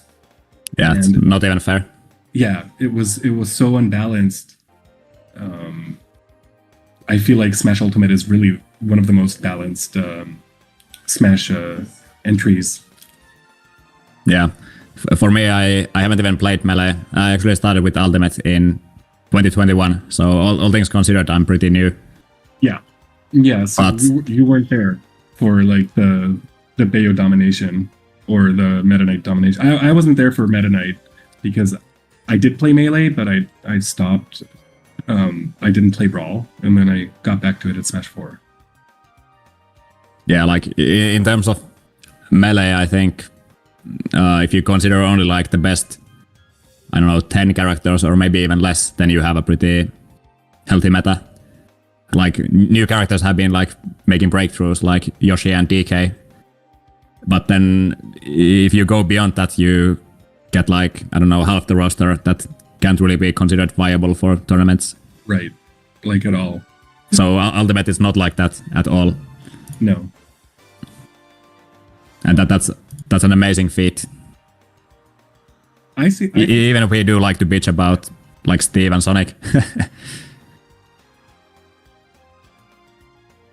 I also remember this one time, I can't remember who was upsetted, but there was this Isabel player named Buki who quit like after destroying a pro player just once in a tournament. Interesting. Like, when did this happen? Many years ago, maybe like 5 years ago, or even 6. In the beginning of the game, and everyone considered Isabel to be like complete trash, and no one believed a new player who plays Isabel could like do anything. But it was quite impressive, and yeah, I think you see this a lot. I think recently a Mega Man won a major. Yeah, Pipnut. Yeah, he is a really nice player. I've been watching some of his YouTube videos. Like, he seems like super down to earth. Right. So, but there you go. Like, it's Mega Man. It's not the best character in the game. Definitely not top 10. Yeah, Mega Man is like, I still have the tier list open. He's like way below. But of course, if they do make a new tier list, and like this tier list that we're talking about is like based on like a lot of top players' opinions, so they all ranked each character, and there's some like really nice blog posts about how these results differ between regions. For example, like one fun fact is that Japan considers Simon and Richter to be the worst character. Really? Below Ganon. Wow, interesting. I wonder why. Yeah, so But yeah, now we've seen Peanut has won 2 majors with Mega Man this year, Patchwork, and now Luminosity makes moves. So I'm pretty sure that Mega Man is going to rise on the tier list. For sure. Because all of these players, even if you have like 100 or 200 people, they are still just people who play this game. So they're gonna think, Mega Man, then they think, oh yeah, Peanut did this and did that. So right, yeah, I get and right now, Plant is like a bottom 10 character, but Spargo has been making him work. Right, yeah. Recently. Or her, I don't know, actually. I think in certain languages it's a her, because Plant is female in some languages, but in English I'd just say it or they, I don't know. Yeah, well, that's easier. I don't know. Yeah, anyway, that just proves that it really doesn't matter. I mean, it does matter, but it's not the only thing that matters. The tier list, and the tier lists are all built by opinions of the same people who play this game. That can change as you play the game. So, yeah, I think I got a message from Rox that soon we're gonna start commentating losers finals, I think. Okay. Losers semi, yeah. Oh, it's Hurim and Rox. So Hurim beat Kirby 2-1 and Rox beat Dragomir 2-1. So nice. Sounds like pretty nice sets. Yeah, it does. Kirby, so unfortunately that's his end of the run. But he's yes, been and for doing Dragomir. really well. He's been doing really well, so I just wanted to shout out to Kirby, praise how well he's been doing and how much he's been improving. Oh yeah, he's an excellent case of like what dedication can do. True. Yeah, absolutely. Like and especially like a character like Kirby, you are like a super low tier character, so you have to work hard. So. Yeah, and we still have about 5 minutes, so I say let's take a short break and we'll come back to commentate, or you like, I don't know. I'm not going to yap for 5 minutes alone. Yeah. So yeah, let's have a break. Yeah, let's have a short break. We'll come back to semi. What was that? Semi losers finals, right? Yes, losers semis. Yeah. Okay, guys. Semi loser. Yes. See you soon. See you soon.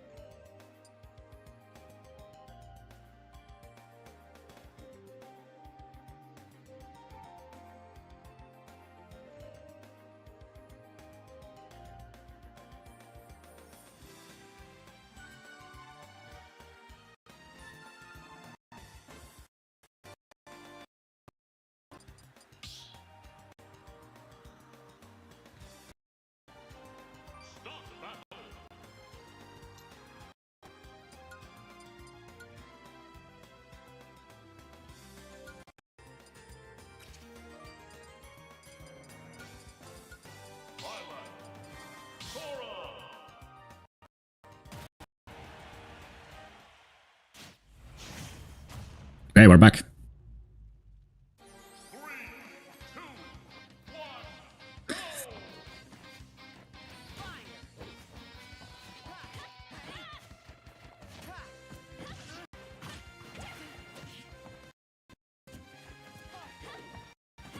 Okay, sorry for being late. So here we have the losers semis match between Rox and Hurim. So these two have been playing many times, but I don't know if Hurim has ever taken a set against Rox. But I do know that she's putting a lot of work into getting better and getting closer and closer. So looking forward to seeing what she can do. At least the start looks pretty nice for Hurim. Hi, I'm back. I'm terribly sorry. No worries. I just gave an overview about the players. Okay. So still at the first stock, so you didn't really miss much. Yeah, it seems like it. Best out of 5. Hurim is really good with the anti-airing there with the up tilt. She is known for getting a lot out of up tilt sometimes. Hurim is known for rocking advantage state. I mean, once she gets you in the blender with the down tilt, expect to get 40% more with an uppy afterwards. Oh yeah, that's for sure.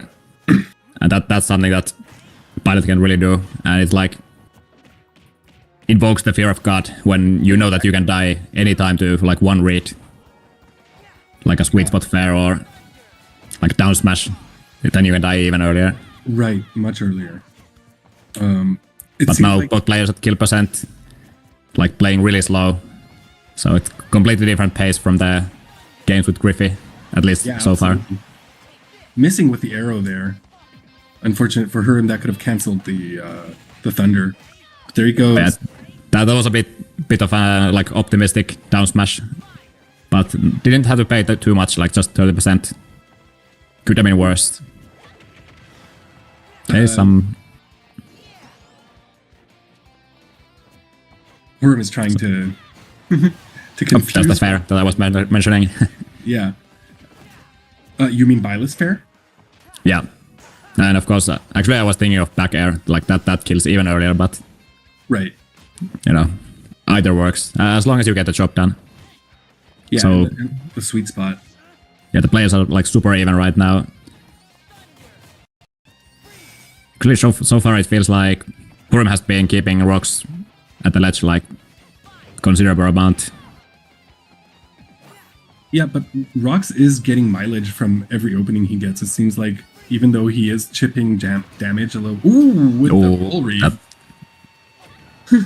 That works. To the other side. Yeah, so as I was saying, Rox seems like he gets one opening and he tries to rack as much damage as possible there. Even though this time it didn't work for him, Hurim managed to escape.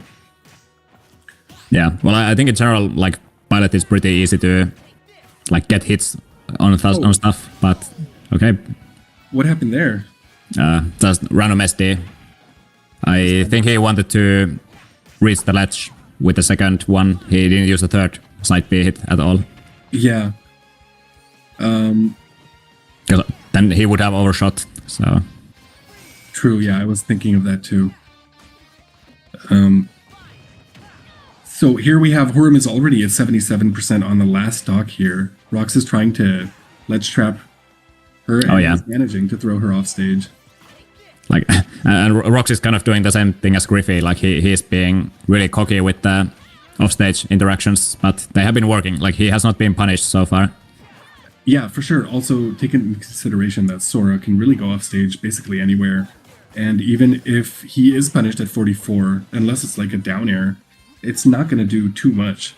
Oh yeah. Yeah, this has been happening so many times already. Like he's using the thunder and Hurim is like doing a really panicked air dodge to ledge, which so far Rox hasn't been able to like get or like catch, but I think it's going to happen eventually, unless Hurim realizes that it's not going to work. Like it will be punished. Okay, but nice. Already like at 60 he could die to an F smash.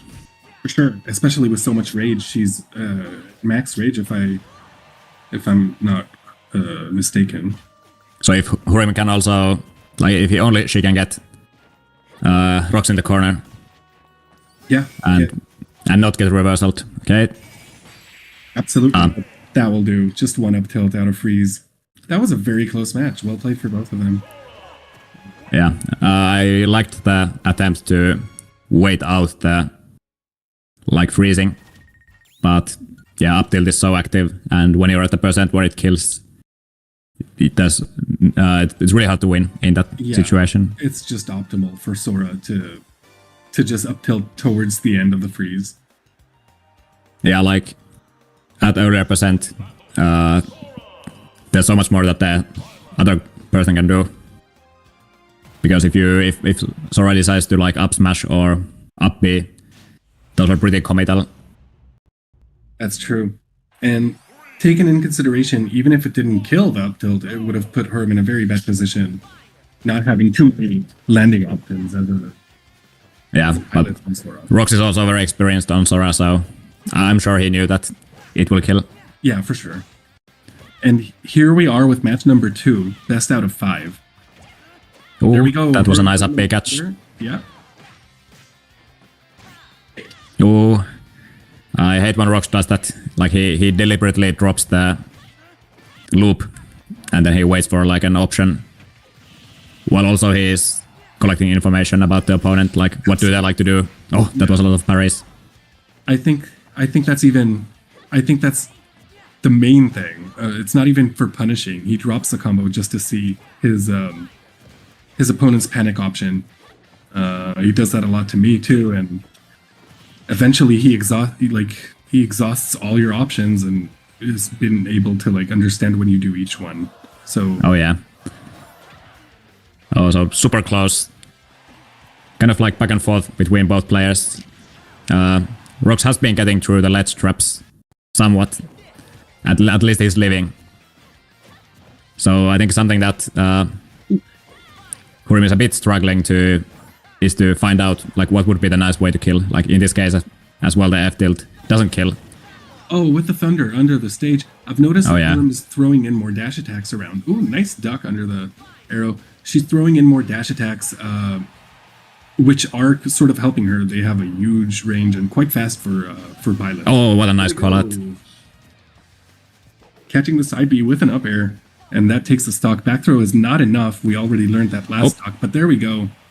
Yep, there was the like punish on those kind of obvious air dodges. Like they come from so far away, so they're quite reactable. Yeah, for sure. And I think Byleth could have even air dodged away and still make it back with an up B.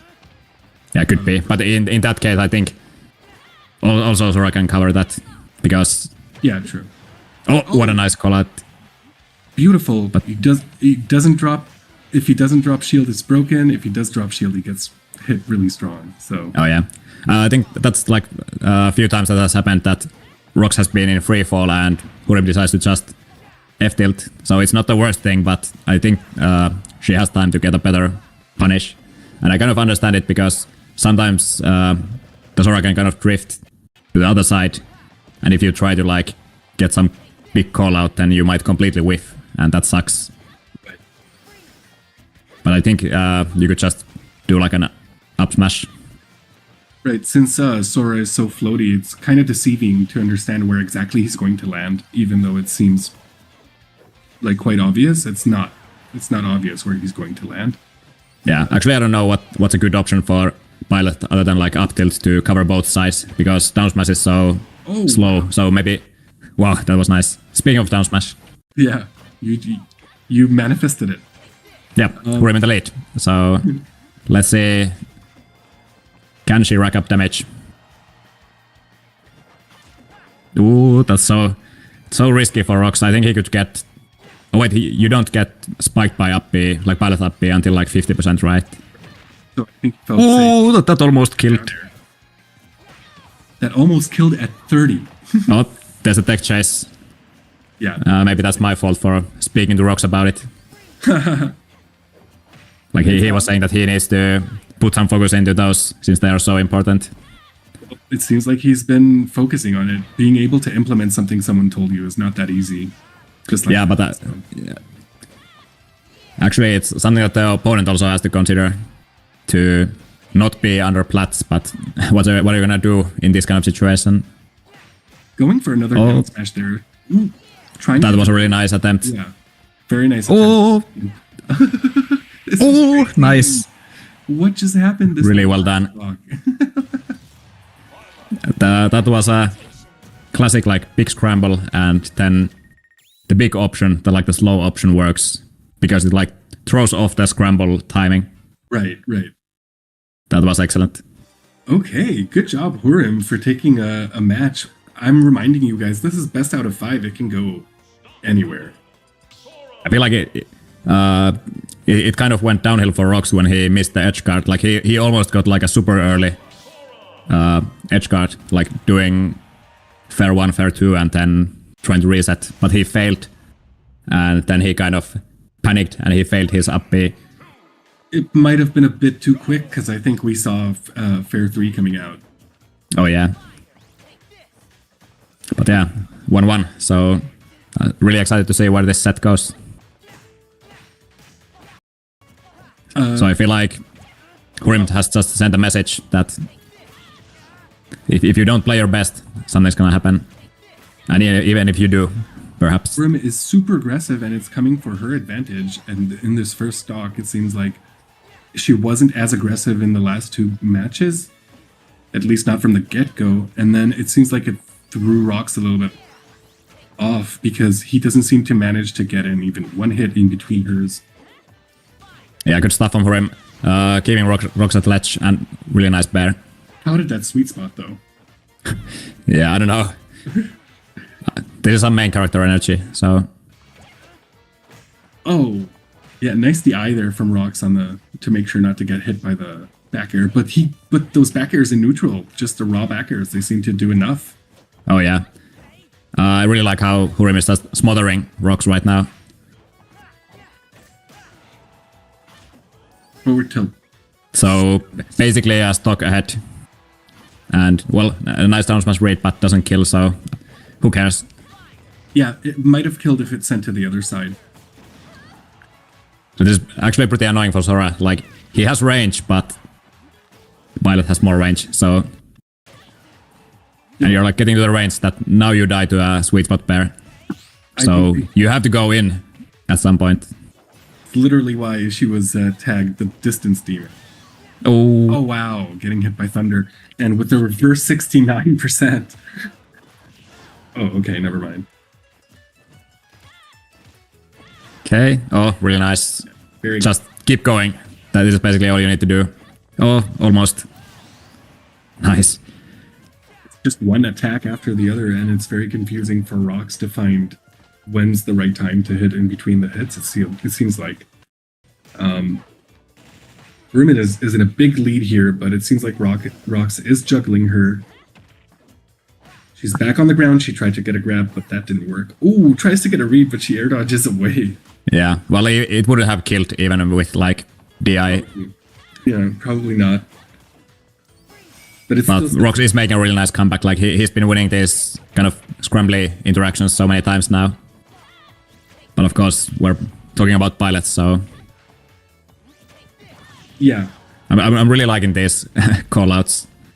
And this has been a really, really common situation that Rox is just off stage. And Hurim is also kind of like actually threatening some like edge guards. So he has to be careful and go to ledge. And then he can die once again to just like a random back air or maybe like a down smash callout, which already worked before. Yeah, worked twice before, and when he recovered above ledge, he also got punished for it, so... Right now, I can see how Rox is kind of like fearing God. He's just spamming spells now because he realizes it's super easy to lose this. Back throw did it though, and with 96%... Oh my god, that was going to be crazy. Yeah. Oh, So yeah, this is going to be tough for Rox. Like, I have a feeling he might try to go for like an edge guard again. Although they haven't been really working, like outside from Thunder. That the one has been working pretty well. I feel like Hurim could dodge those by going down. Oh, almost killed. just an arrow. Oh, that was so close to 2-framing. Nice job, 2-1. Just a turnaround forward tilt, and it's 2-1 for Hurin. seems like she's exhausting Rox. It seems like all these attacks are sort of making him like doubt and not sure about how to approach, because she just doesn't stop. It's relentless. Yeah, Hurrim was doubting her game plan and stuff, but I think it's working really well. Yeah, it is working well, and if it works, you should keep. I mean, especially in a tourney, your game plan is working like you expected, then just try to stick to it until it doesn't. Yeah, of course, like you can always optimize combos further, but you know, even if you get only one hit at a time, like if you never lose stage control or stuff like that, it just works in the end. So that's basically what's been going on. Rox is attempting his signature footstool out of shield. Oh, I didn't pick up on that. I don't think he's done that to me. We haven't played in a while. Oh yeah, it's like his thing now. Oh, I can feel Rox's pain, like getting a couple of these turnaround neutral Bs like the wrong way, and that easily happens when you're like off your game. So it like kind of racks up the pressure on you, especially when you get punished for it. Oh, that was a nice recovery. That was going to get 2-framed. Very nice, very nice. He made sure. Oh wow. Oh, I'm so scared of these recoveries from Hurrim. This has been happening a lot as well, like the roll from ledge. It has. Like first neutral get up and then roll. So and then roll, right. And I believe Rox should mix it up though, because every time he hits that down smash, it sends to the wrong direction and doesn't kill. Yeah, he could go for some like bigger callouts, just like dash back and F smash, for example. Right. So it's another case of like you're getting the reward, but maybe you could get like better reward with just a little bit more risk. So absolutely. But it's close. Oh my. Oh wow. Sorry, it's so floaty. That worked. And here we go again. It's an even battle. Yeah, actually, I can see how Rox is trying to like zone out with neutral B, but he's using it a bit too close, and Hurrim is punishing it all the time. Okay, really nice call out on the like tech chase. Just ducks the arrow. Yeah, so some like matchup specific knowledge. I never thought that like Sora would do it. Yeah, like Sora's duck is I saw Kirby doing it before with Kirby, but that's a that's a ball. Yeah, I wouldn't expect Sora to be able to duck that low, but oh, really nice. That was the first counter Rox did, and it failed. I don't think he's gonna try another one. He might not, but maybe when he's in disadvantage, if she becomes very aggressive and tries to get a hit that's not true or something. Like really nice stage control by Hurrim. Like she is keeping the center stage quite nicely.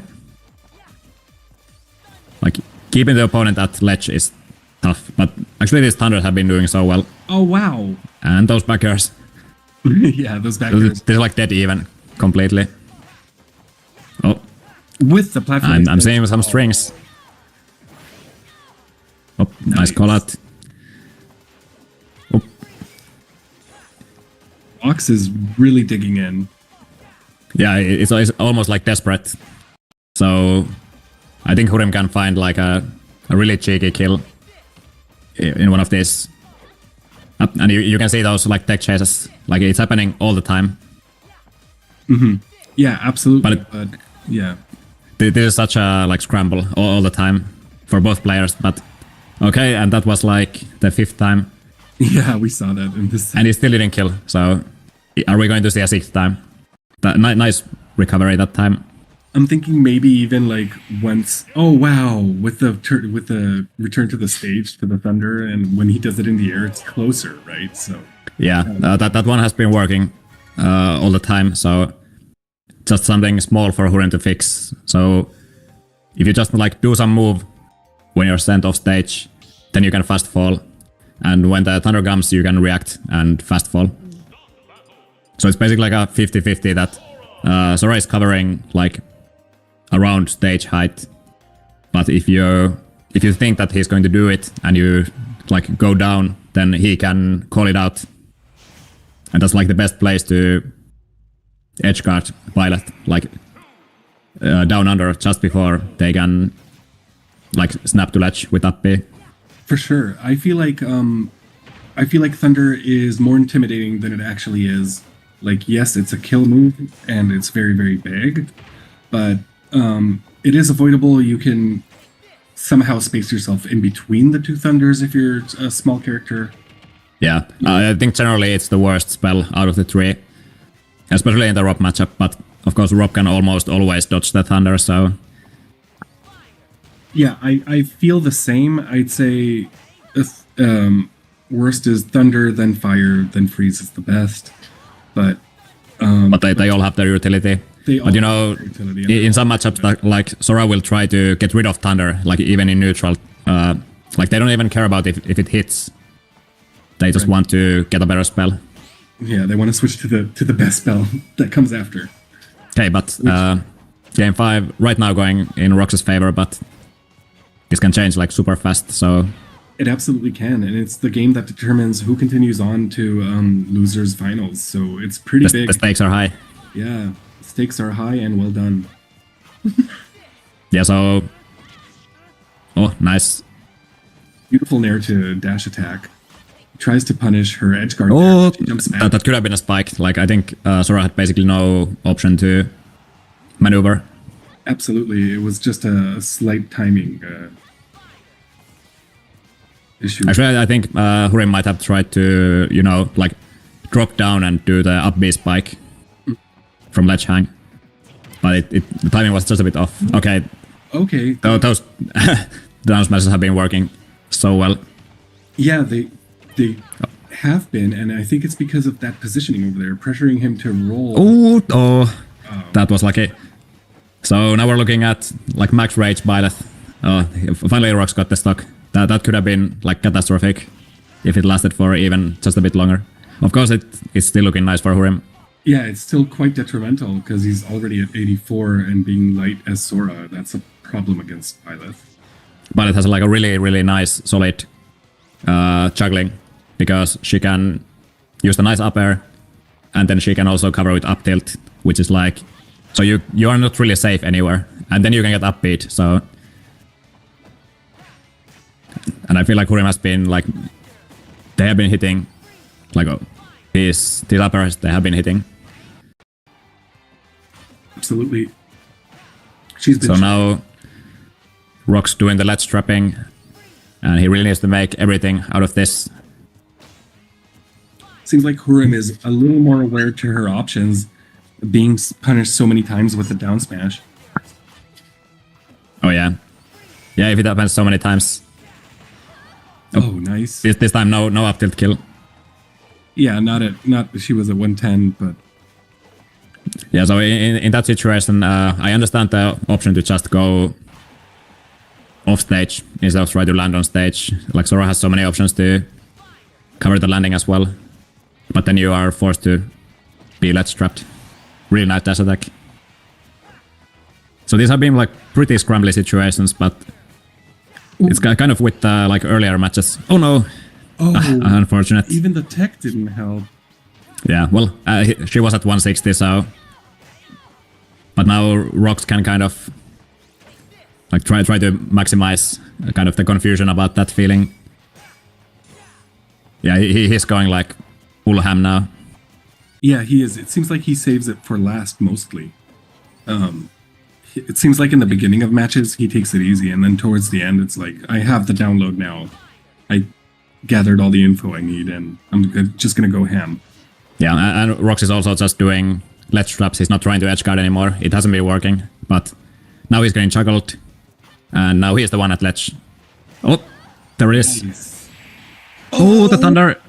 Wow. Nice, well played. Well played, both. To both of them. Wow, that was a beautiful set.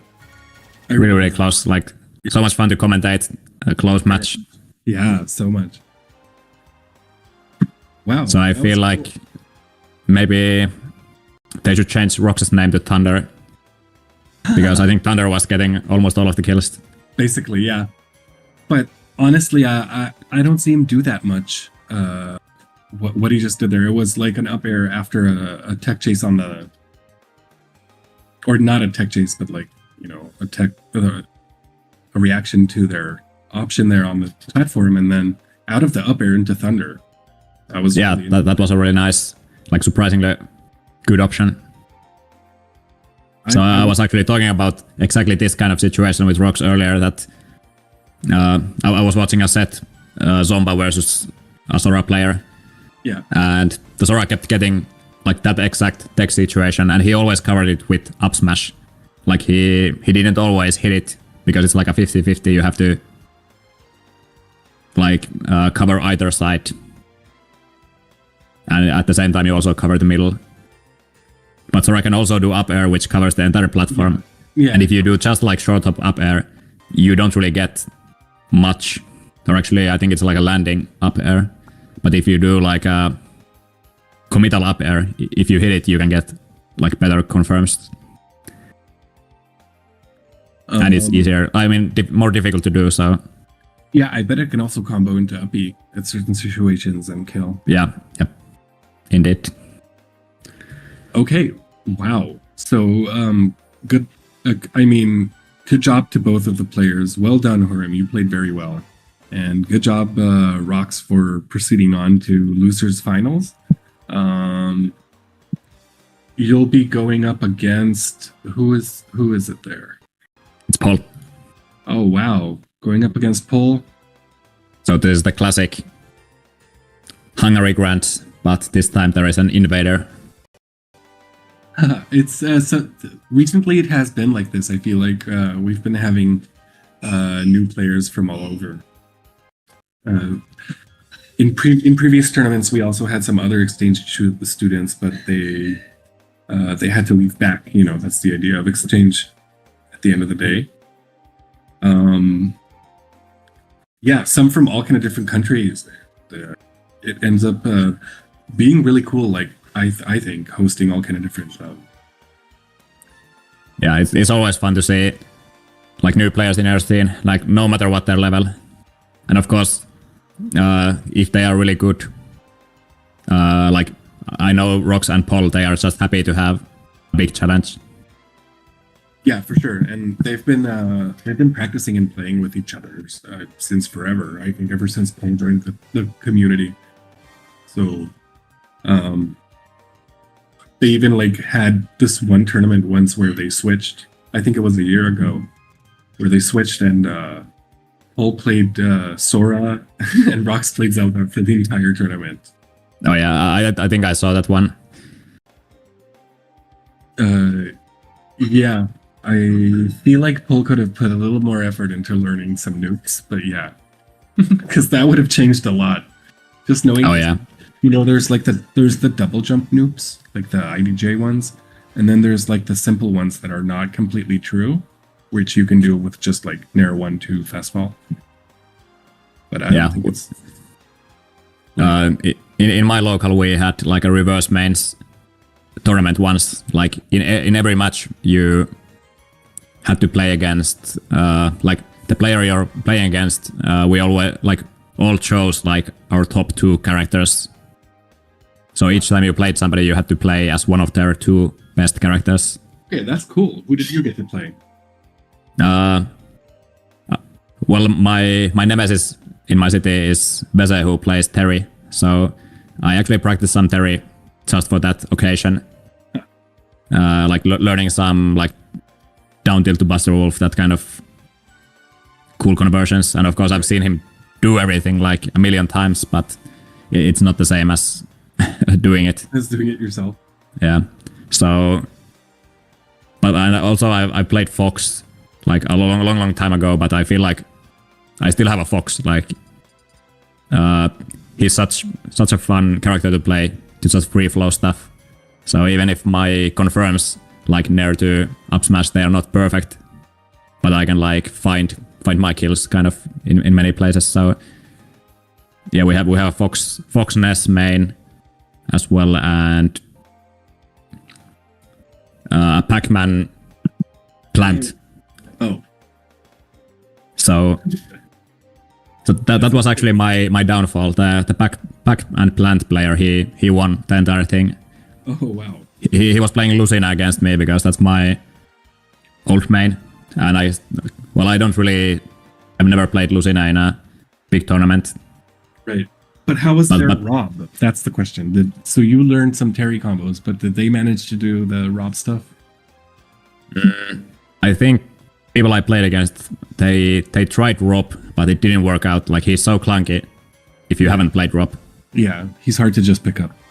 Yeah, and like even just using the up B, you know, by tapping the B button, it's awkward. Yeah. Okay, it seems like we're starting losers finals now. Rox is just going from one match to another. That was quite a set. Yeah, like we still need to recover from that set, and you know, Rox was the one playing, and now he has to play a new set. So, but he's got this, I think. Okay, nice to see the Joker pick. Yeah, Penguin always chooses Joker when he plays against Sora, because he won't go Zelda against Sora.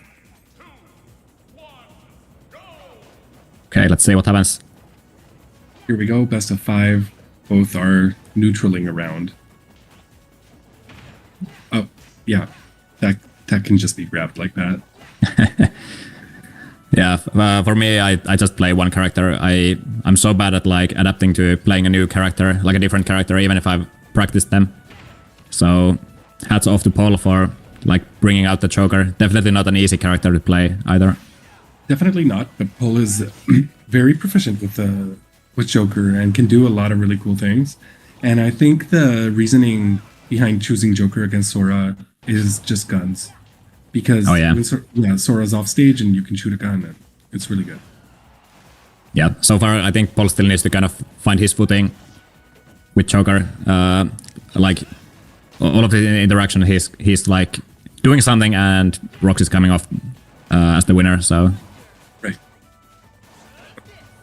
But of course, this is a best of 5. So, and this is still the first stocks. He has time to find his way. Absolutely, but having only half Rebel's guard and being at 150 on the first stock is not the best position for Joker. He tries to get a little more Rebel guard there, but that didn't help too much. But there, he actually managed to get a second one, even without like hitting his. Is it Rebel's card the down B? Yeah. I mean, having Arsene is phenomenal, but regrabbing is regrabbing, and you still get. Arsene can't help you with that. Yeah, so now Paul has quite some time before he can find a new Arsene, unless he can like get a really nice Rebels card call out. So this is where Joker really struggles. So you need to find a kill, and if it's something like, you know, fair one, drag down up air, that stuff is hard to get. Especially like, you know, with cold hands. You haven't played this character. I don't know when he has last played it. So I guess we'll see if he can hit those. But now he has the Arsene. Back air the character. Yeah. Everything kills when you have the big brother. That's true. That's true. Oh, really nice recoveries from Rox. A good attack. I feel like with Sora, unless you lose your resources, like double jump off stage, you can do so much. It's so difficult to get anything out, and you can get reversaled. Right. When you mean off stage? Yes. Yeah, absolutely. So now Rox at almost 180, and another Thunder. I thought, as someone who plays Pac-Man, oh shit, that sucked. So yeah, Rox is in a huge advantage here. He can rack like any percent now. It's all just money in the bank. Yeah, I was just gonna say that as a pack player, I thought I was privileged with making it back to stage from anywhere. But then Sora came out, and I was like, oh. Yeah, Sora definitely one of the best recoverers in the game, along with Rob. Yeah, for sure. But Paul finally found the stock earlier with just normal back air. Like finally. Which, of course, back air is still a great move. Ooh, even without Arsene. Really nice attempt, but Rox was ready with the DI in. Otherwise, I think he was dead. He was ready with the DIN and with the tech, which got him really out of that combo very fast. Yeah, so I think you can say that they have played this matchup a few times. Absolutely, yeah, for sure. In tournaments mostly as well. Ooh, really nice, like up A cancel. That was schmexy. Yeah, I don't think any Joker I've played against has even done that before to me. Actually, Joker has a winning matchup on Rob as well. Cool. Yeah, okay, well, I'm not surprised, but also I didn't think that was true before. I'm just thinking, like, maybe Paul could try it against me as well. But maybe he really wants to get proficient with the Zelda, which I understand. So look how much the AI got rocks into like such high percent suddenly. Yeah, and now this is basically even. So Especially it's just like one call out. Oh, there it is. That was it. he has it. Like I was thinking earlier, does he have the drag down confirms? And he does. Wow, I'm done. He was at like 80 or something. I'm surprised he even expected that to like drag rocks off the platform. That was really cool. Yeah, I think it's like the drag down effect is way stronger when you have Arsene. Oh, that's legit. That makes sense. So I'm not sure, like, isn't Arsene that you basically get more hitboxes? So maybe like you get some like side hitboxes to your up air that kind of help drag down. Because I think in that situation it might have missed with normal Joker. Right, that's a possibility. I'll try to lap that out because I'm curious about this now. Oh yeah, but actually they're going back to the same stage, which I guess, well, Joker can do the kind of stuff that you saw Paul do, and Sora has those tech chases that we were talking about earlier.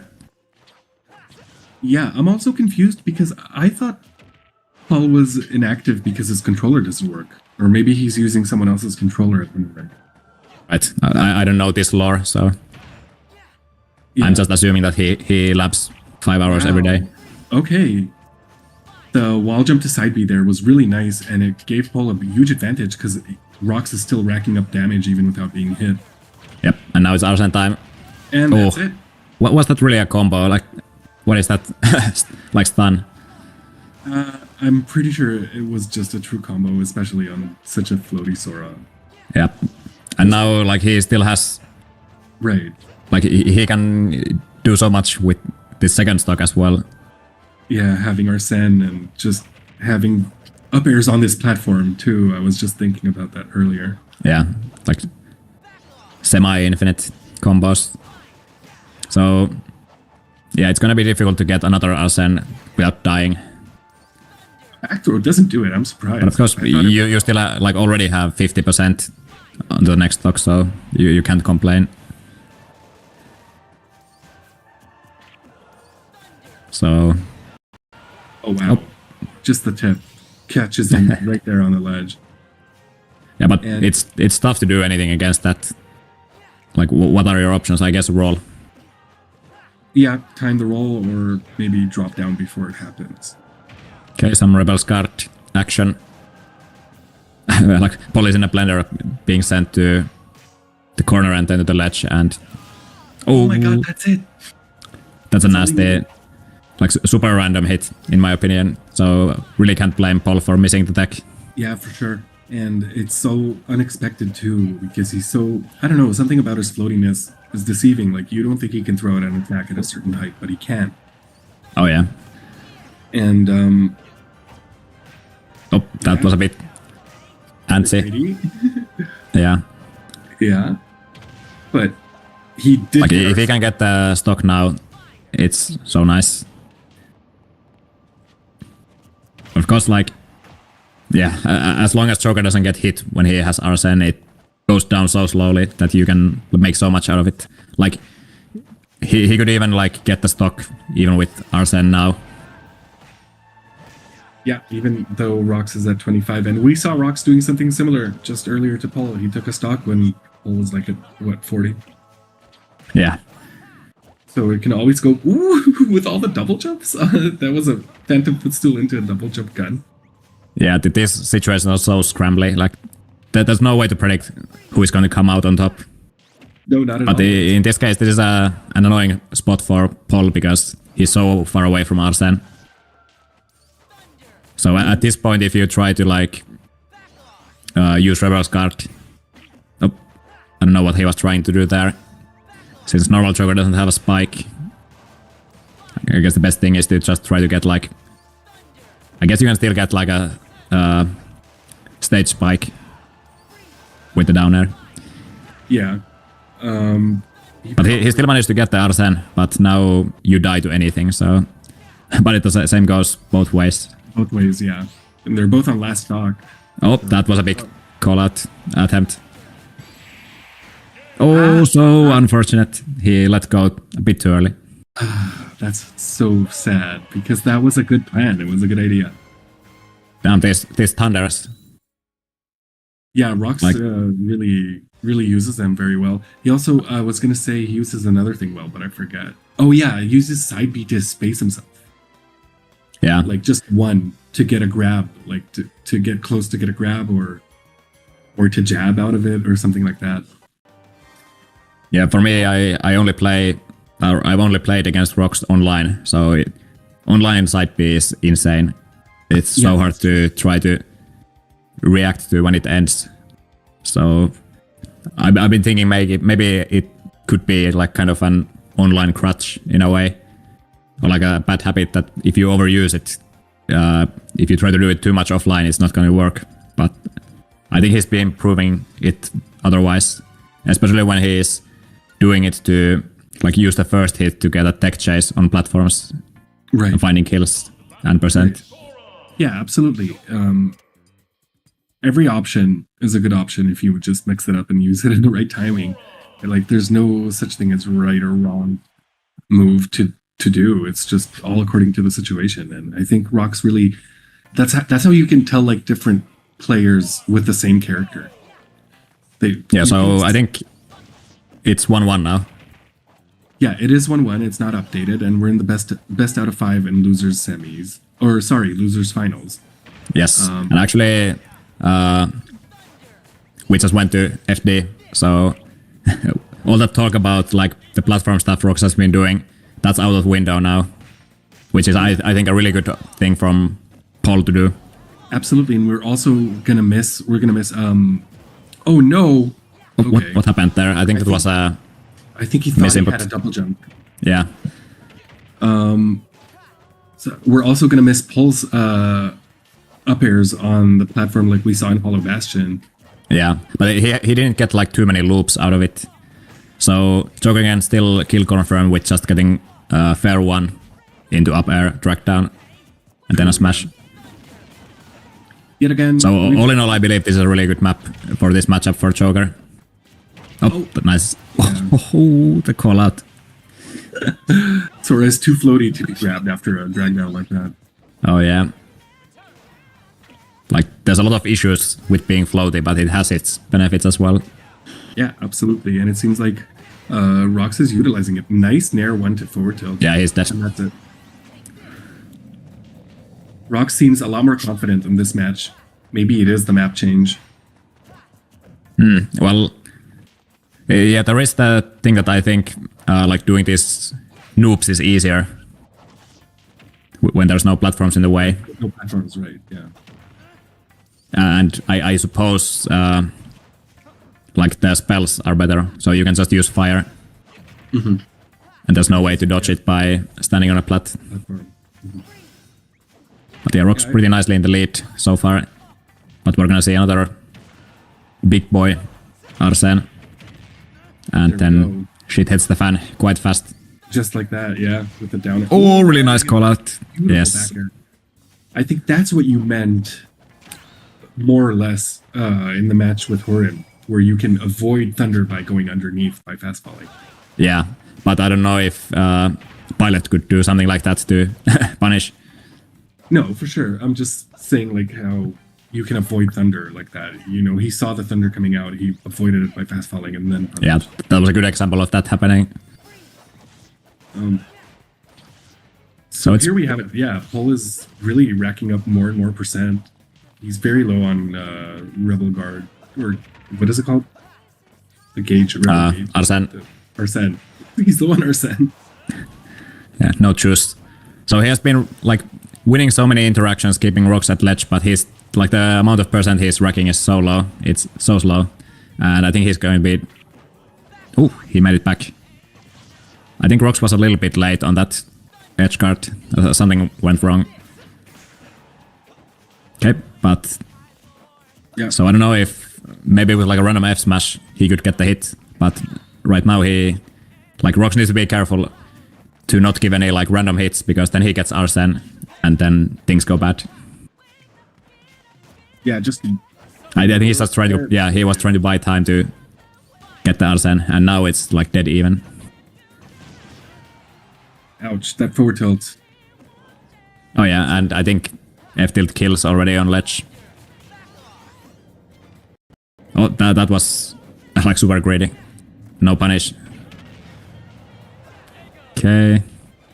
Oh, that was a nice air dodge. That was going to kill. Oh, what happened there? Untakeable. Was it a backer? Yes. Oh, wow. Wow, Pol is really putting in a lot of work. Is that this is 2-0 for Pol. It seems like Rox is really doing well, but then sort of It's like 2-1 actually. Oh yeah, sorry, 2-1.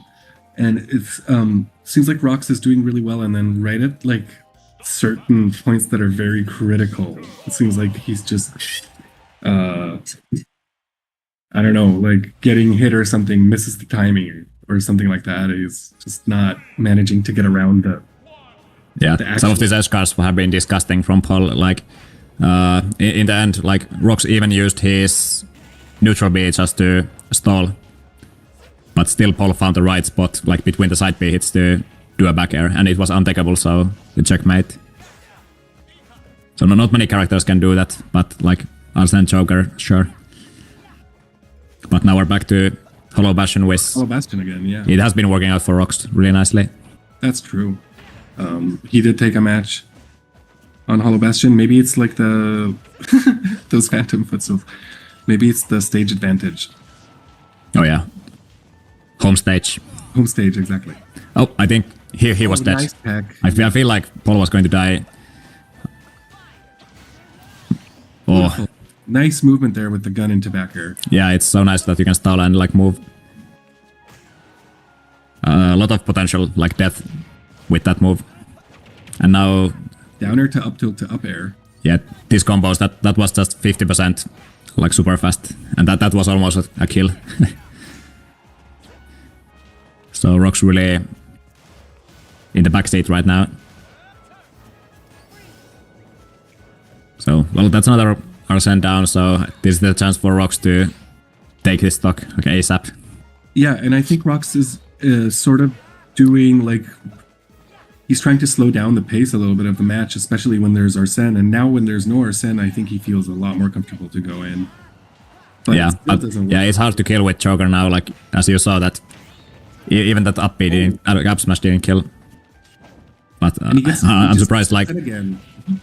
that Rebels card was really nice. Like, I would not have expected him to, like, miss the combo. Right, and being That- hit by such a strong up smash just gave him Arsene back Yeah, instantly. immediately. So now, like, if Paul uses this to get another stock, is such a huge advantage for him. Does this kill up air, actually? Or down air? Yeah. Not quite. Down throw kills? I think, Oh, back throw those. yeah, but like back throw is the one to kill, but I think you can kill with down throw as well. I've never like At like 200. yeah, that makes sense. But it's funny to think that a down throw kills. Yeah.